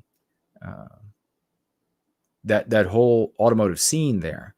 I don't think it was just, maybe it was all probably just in relation to the museum in some way.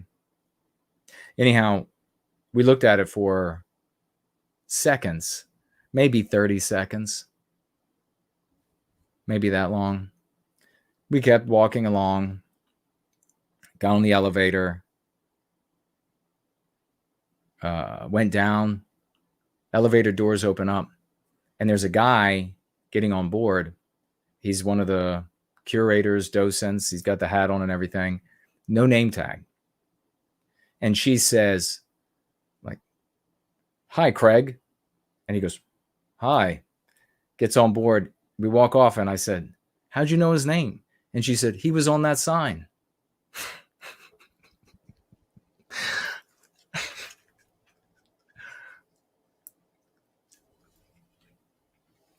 I was like, okay, he was on that sign. Makes perfect sense to me. First, last, Pol Pot. Is that what it was? Pol Pot? Pol Pot in Southeast Asia. I gotcha. Too many people smoking Pol Pot. A very lethal form of it. Lethal form of pot. Yes, I would say it was a lethal, very lethal form.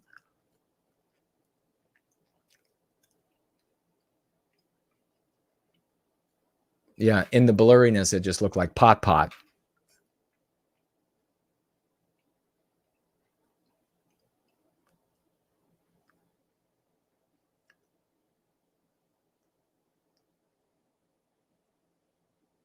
Okay, Animus tags me with the caret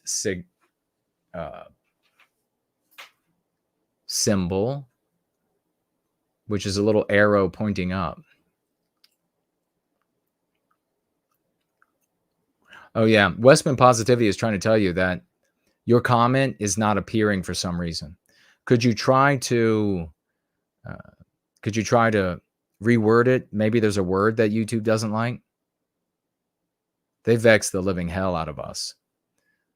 Or try to post it on the Twitter live chat because that's still up? Or what platform could you jump onto to post your comment on and or ask that? It could be Rumble, it could be DLive, just somewhere else. If it's showing for you and we can't see it, that means YouTube is messing with us.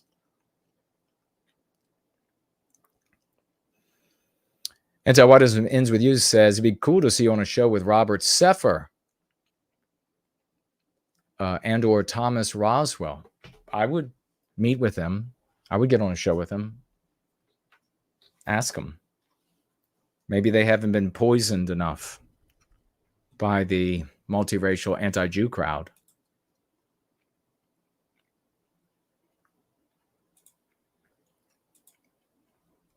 That could be fun. What do we have over here? Aliens exist. Did you tag me? He says they don't. Yep, they don't want to talk about the Solutreans. And didn't even know that about it. He writes. He said, I knew they were all over the world, though.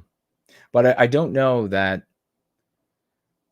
and I'm not suggesting that it was the Clovis people, Clovis culture, that traveled also to China and the Middle East.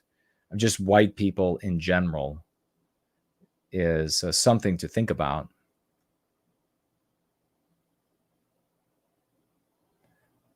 Great comments, though. Thank you. All right, let me take a look for financial gifts, too, while we wait for Animus to try to get the comment to us elsewhere.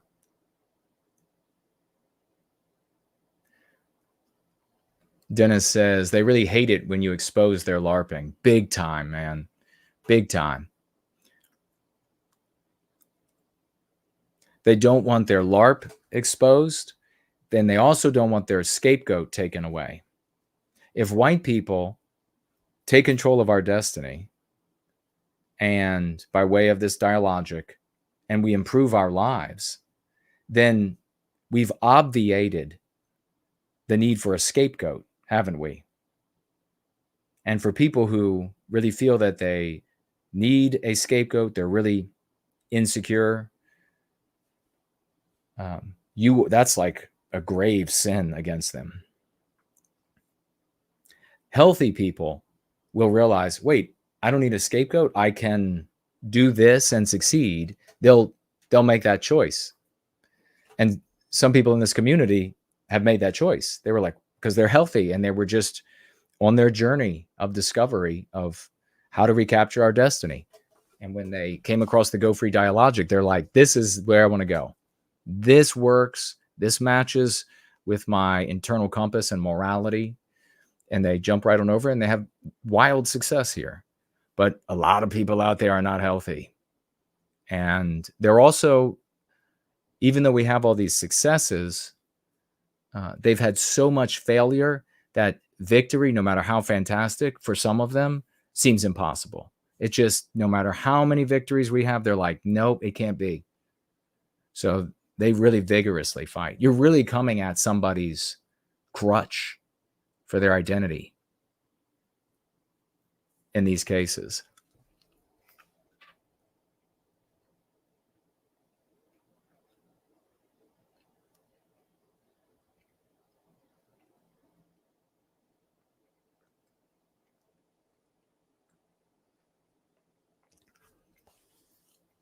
Okay.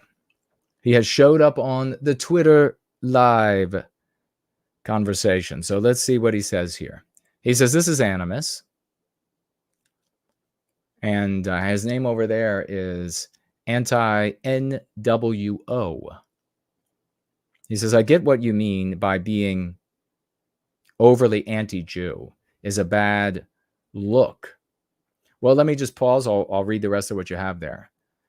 The premise there is that is the argument that what we're doing is optical, that it's merely for the optics of our advocacy. We want it to look wholesome. We want it to look, no, it's not for a patina.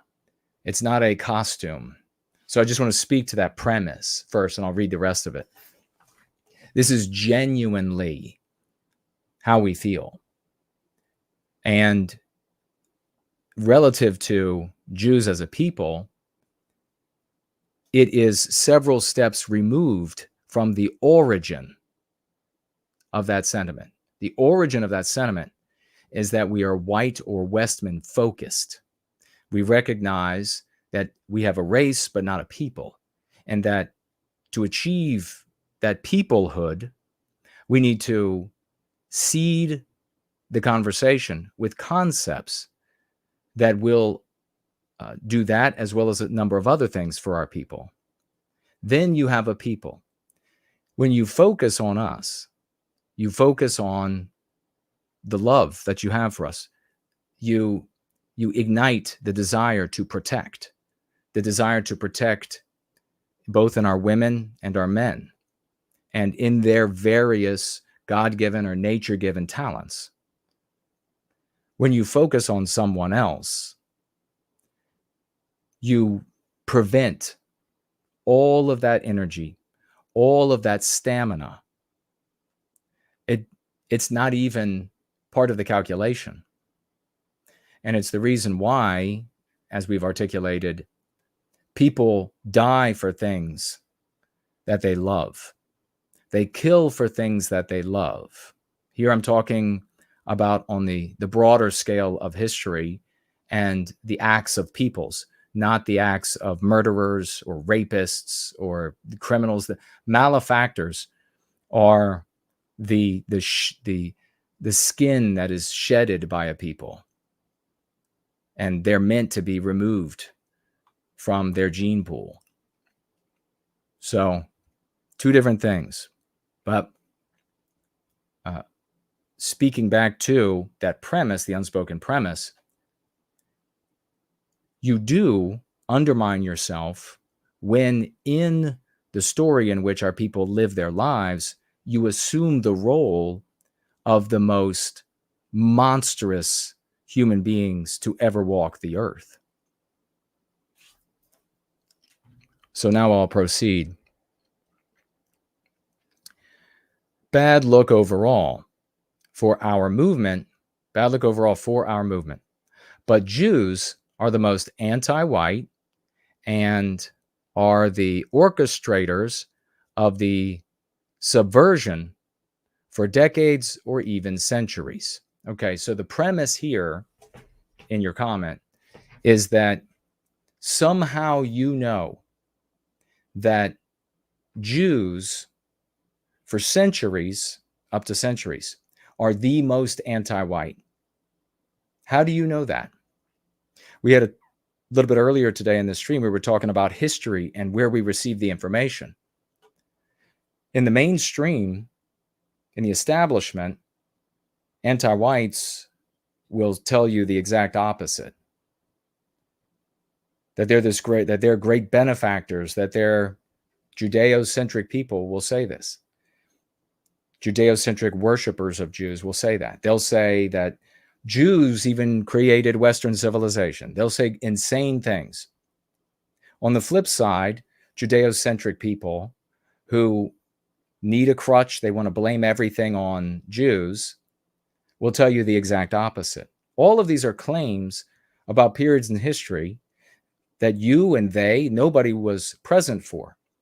Now, in the present, you look out into the world and you see anti-white Jews. It's very easy to point to anti-white Jews where they are in society. Now, of course, that's not all Jews. You're extrapolating from wealthy and powerful Jews that all Jews are anti-white and that all Jews are inevitably anti-white. What really are you seeing? You're seeing the success of something that is very beautiful in the history of humanity, which is when people work together for individual well-being by way of their group's well-being, they can achieve truly magnificent success, even as a foreigner in the bodies of other people. They can achieve magnificent success. And so you say, well, these Jews are being anti-white today. Do you know the community that has the highest per capita family income? Do you know that right of center of bell curve of their community, Indians are showing up with very high IQs to the tunes of millions across the West? And they instinctually create caste systems, and that they are brutal. Not all of them, but can be, some of them, brutal to white people. And that they have, when it is an option for them living in the West, used anti-whitism to their benefit as well. And why wouldn't they? This attractive white population, this industrious white population, is afflicted with these ideas. And why wouldn't they pull the levers? Why wouldn't the rapidly growing Chinese powerhouse in the West do the same thing? They already are. Look at the Indian Krishna at IBM. And there are many others. No white men can work here. No white men. You get punished if you hire white men, because the ideology benefits, because the ideology works on white people, because we allow it to be done to us. We have to lower our fists to be victimized by anti-whites. Here's what I submit to you, and you can think about for a while. If Jews came into Western countries and we were united as a single people with many countries, and any hint of anti-whitism would bring the body of our people forward, just like any hint of anti-Semitism brings the body of, or factions, percentages of Jews forward to crush it. How might the Jews, with their success working together, portions of their population, not all of them by no means, how might they behave in that population? I submit that they wouldn't be anti-white. In fact, to achieve the great levels of success like that they have achieved in entertainment, in academia, in business, they would serve white well-being, because that's where the applause would be. That's where the money would be. That's where the gains would be. By creating a place where you can get rich and you can get women galore and you can get fancy cars and big houses and huge popularity by being anti-white, we've created an environment where all of these other peoples of the world can migrate and achieve massive success over us.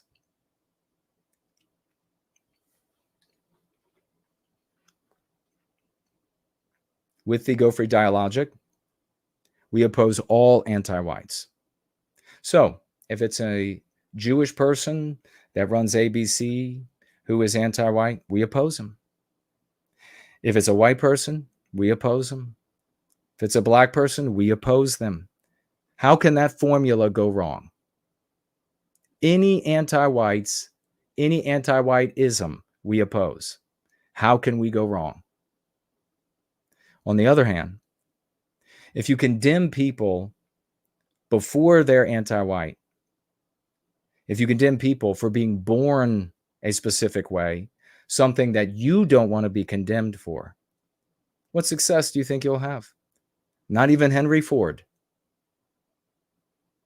with a 90+% white population that believed in the Monroe Doctrine, that believed that the totality of the hemisphere belonged to the white race. still utter failure.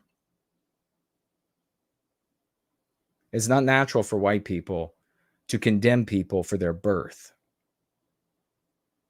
You'll never appeal. Maybe finally, I'll say, what can you do about anti-white, or maybe I phrase it this way, what can you do about, quote, the Jews, close quote? Are you a potentate? Are you a dictator? I like that Ghostbusters movie. Are you a god? You probably have a normal job. You probably have to pay your bills like the rest of us. You probably have family you love and family you don't love. You can address the anti-whitism in you. You can address the anti-whitism in your environment. You can argue from a position of morality to end that victimization successfully, as we have done, so many in this community, so many testimonials. You can do all of that. You can't do anything about, quote, the Jews, except use them as a crutch,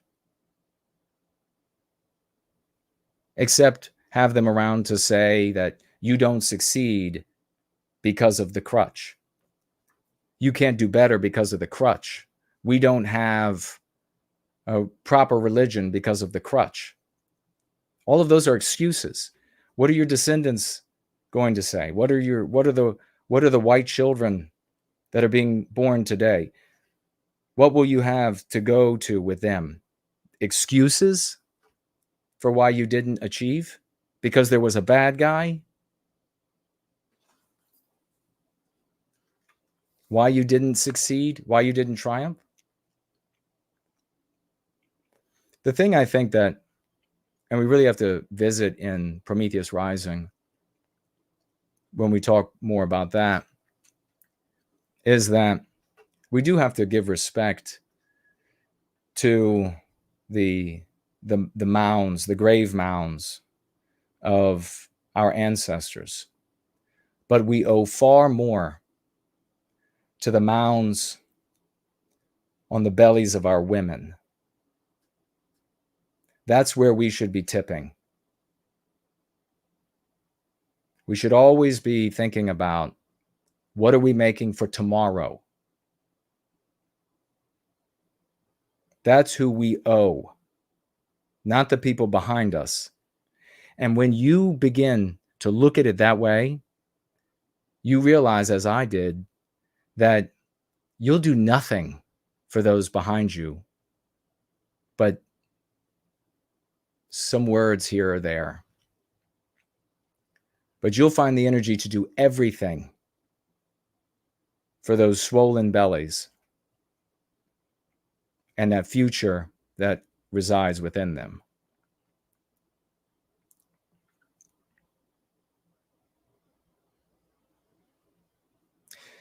He points out in retort that every time Jews get removed, that whites prosper. He says it's happened 109 times.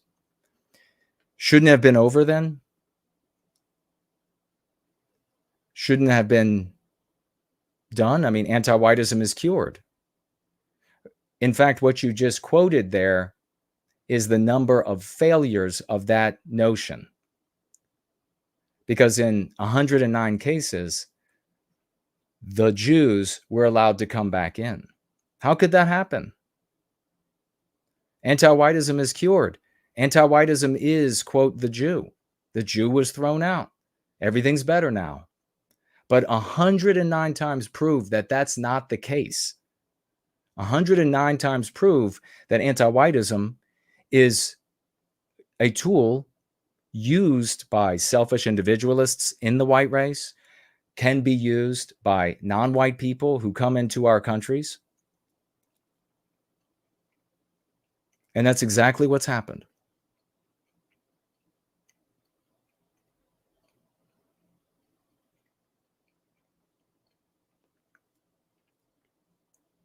He says our descendants kicked them.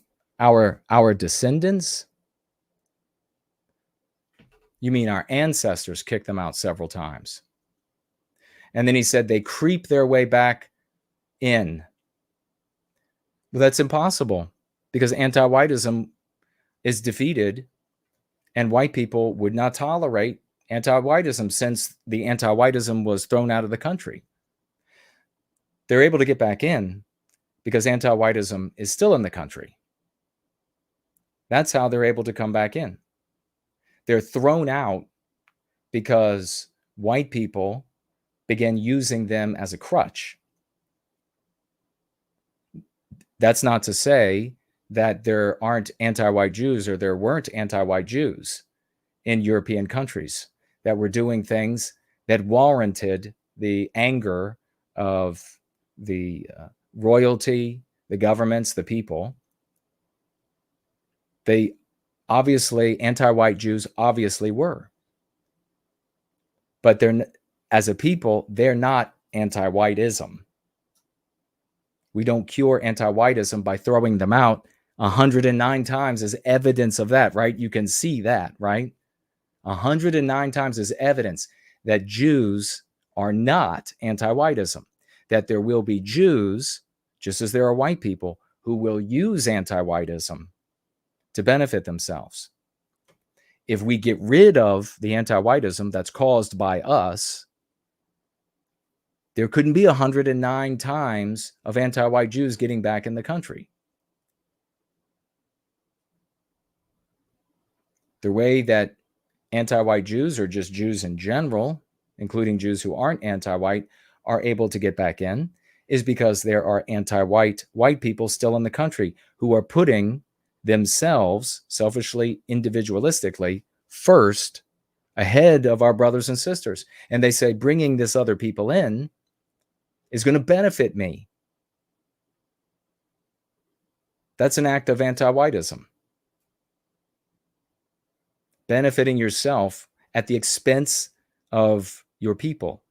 A people doesn't do that. A people doesn't have individuals that say, I will benefit myself at the expense of my tribe. Anti-whites, in our case, do that. For Jews, they'll say self-hating Jews do that. Black people will say, I'm probably not allowed to say it on this or other platforms, but they'll use a word for it. So if you are a black person who is sacrificing the black population for yourself, black people will have a word for you. We have a word for white people who do that, anti-whites. Regrettably, we have this affliction of selfish individualism, and that is the source of anti-whitism. You address this, you become a people, and then you can't have individuals who carry out anti-white acts that inflict the whole. Do you see like the flaw in it's not just your reasoning. It's like all of the Fuenteses, all of the Matt Hales before him. We could go really back far. There have been a lot of Fuenteses before Fuentes. All of the Dukes, all of the flaw, of course, is that somehow, like, we'll just ignore the white people who are anti-white. We'll just ignore that they exist. We'll just ignore that in these pristine environments that they will harm the totality for the benefit of themselves and even collaborate with outsiders for the benefit of themselves. We'll just ignore that and we'll just use this crutch instead.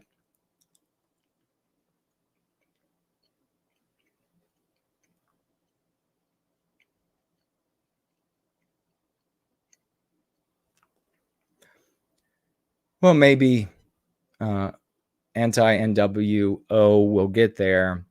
Said he agrees that it falls on weak whites, but unfortunately, he says he still feels like the catalyst is Jews. I guarantee you, break this down into think about it. Break this down into a company. You own a company. And you're not going to allow anti-whitism in the company. And so you hire people that are also against anti-whitism. If you hire a Jewish person and he's not anti-white, well, he's going to work out just fine. But if you hire a Jewish person and he starts behaving in an anti-white way, that's going to hurt him at work, isn't it? You're not going to give him promotions. His coworkers are going to undermine him. People are going to go to HR to say, hey, do you know this guy's anti-white? That is how our world would work for us if we had a people, if we address the anti-whitism in us. So have a think about it. What is this from? Clean of white guilt.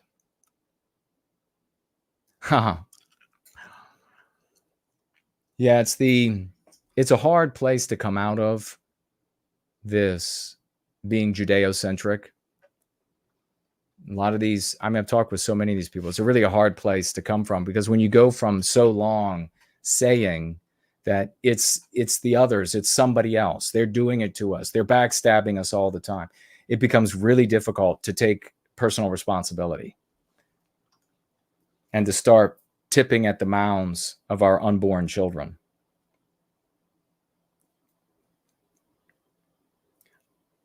In the final analysis, I don't want to have an excuse for white kids.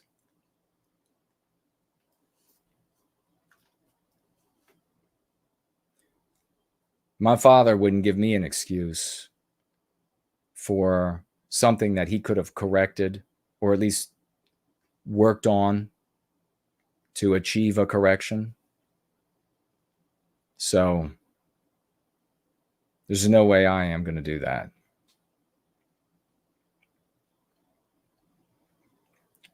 So it's two different roads. It bifurcates. Do you want to go the personal responsibility way, become white or Westmen centric, work on yourself, those around you, change policy at a police department, for example, change iHeartMedia's news coverage, things that we've done. You could do that, or you could keep just blaming Jews.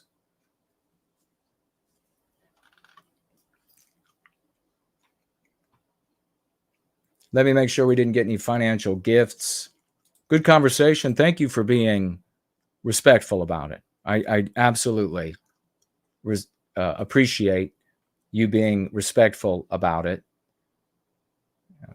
We rarely, from people who are Judeo-centric, get a respectful interaction online. In person, it's amazing how suddenly they lose their bravado. It's totally amazing how in person, it's like in person, they're suddenly like, well, let's just have a recent discussion about this now, Jason. Don't get too fired up.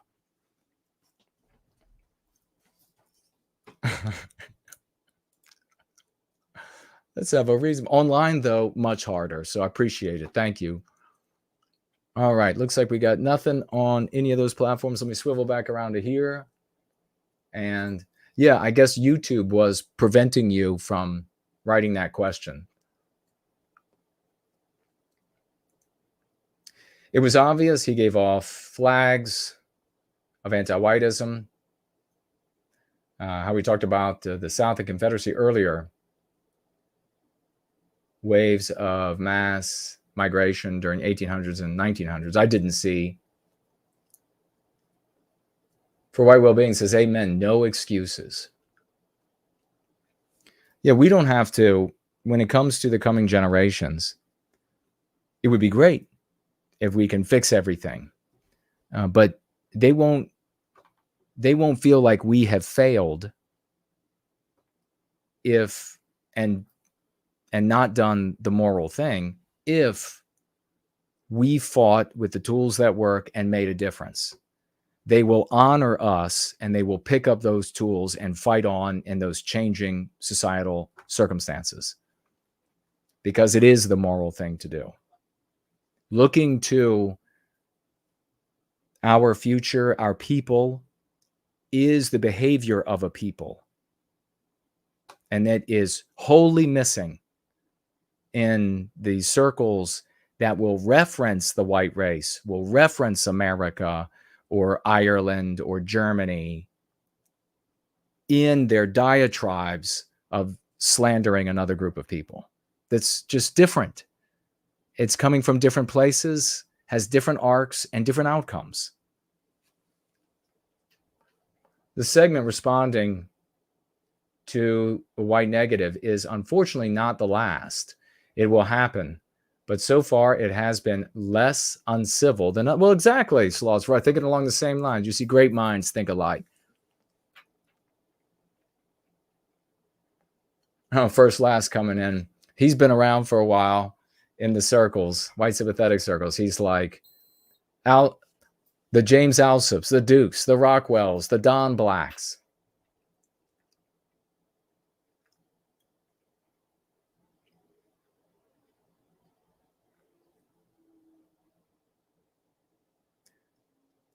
Dennis says, yes, and when I found Jason, I've been hiding in the corner, being quiet as usual, and doing my work quietly also. Awesome. We have some really successful solo activists. Some people work best that way. Plenty of white guys work best that way. Attempting to define Jews as a people as inherently anti-white is basically the equivalent of defining white advocacy and white people as inherently anti-non-white. Precisely, Slots. Brilliantly written. Exactly. It's the exact same thing. It's the exact same behavior. Anti-whitism says of us that we are born evil. They teach our children this. That's the worst child abuse the world has ever seen.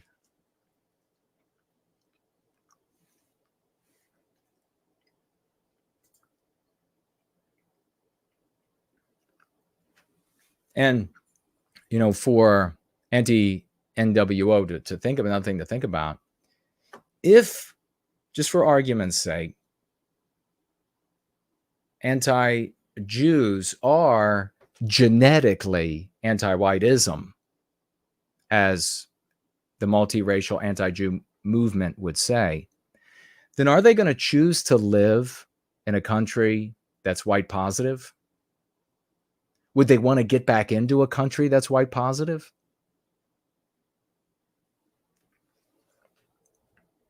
Probably not.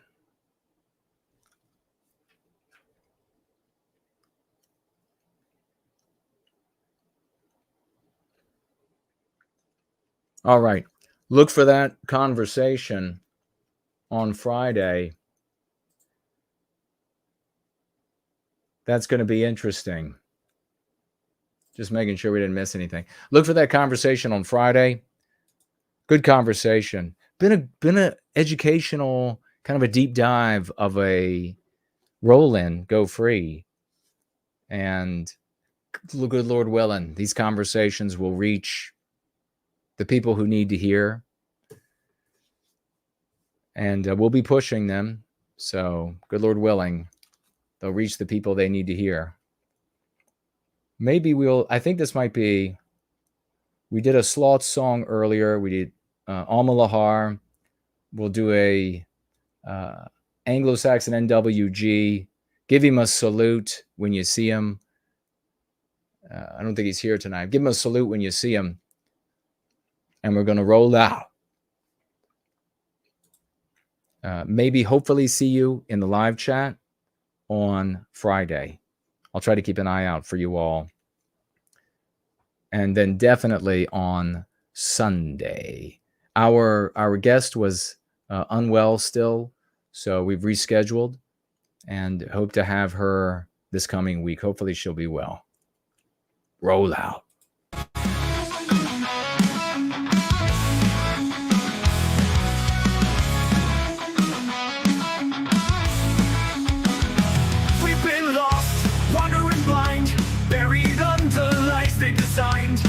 They tell us we're nothing, but that's not true. We've got a future, and we know what to do. It's a long day, poison our hearts, tearing our people and history apart. But now we see through the smoke and the lies. The path to freedom is right before our eyes. It's time to rise, take back our pride. No more guilt, no more need to hide. No white guilt is the only way to turn the tide, to seize the day. We'll lift our heads, we'll stand up tall. For Westernkind, we'll rise for all. No more shame, no more lies. The truth will shine before our eyes. They want us to bow, to carry the blame, but we know the game, we won't play the same. Our past is strong, it's where we belong. And with no white guilt, we'll right the wrong. For too long, they poisoned our hearts, tearing our people and history apart. But now we see through the smoke and the lies. The path to freedom is right before our eyes. It's time to rise, take back our pride. No more guilt, no more need to hide. No white guilt is the only way to turn the tide, to seize the day. We'll lift our heads, we'll stand up tall. For Westernkind, we'll rise for all. No more shame, no more lies. The truth will shine before our eyes.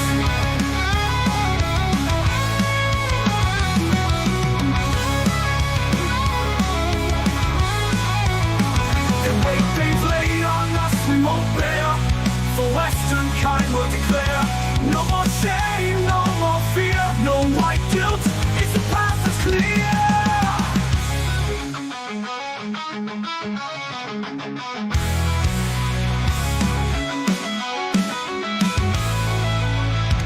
No white guilt is the only way to turn the tide, to seize the day. We'll lift our heads, we'll stand up tall.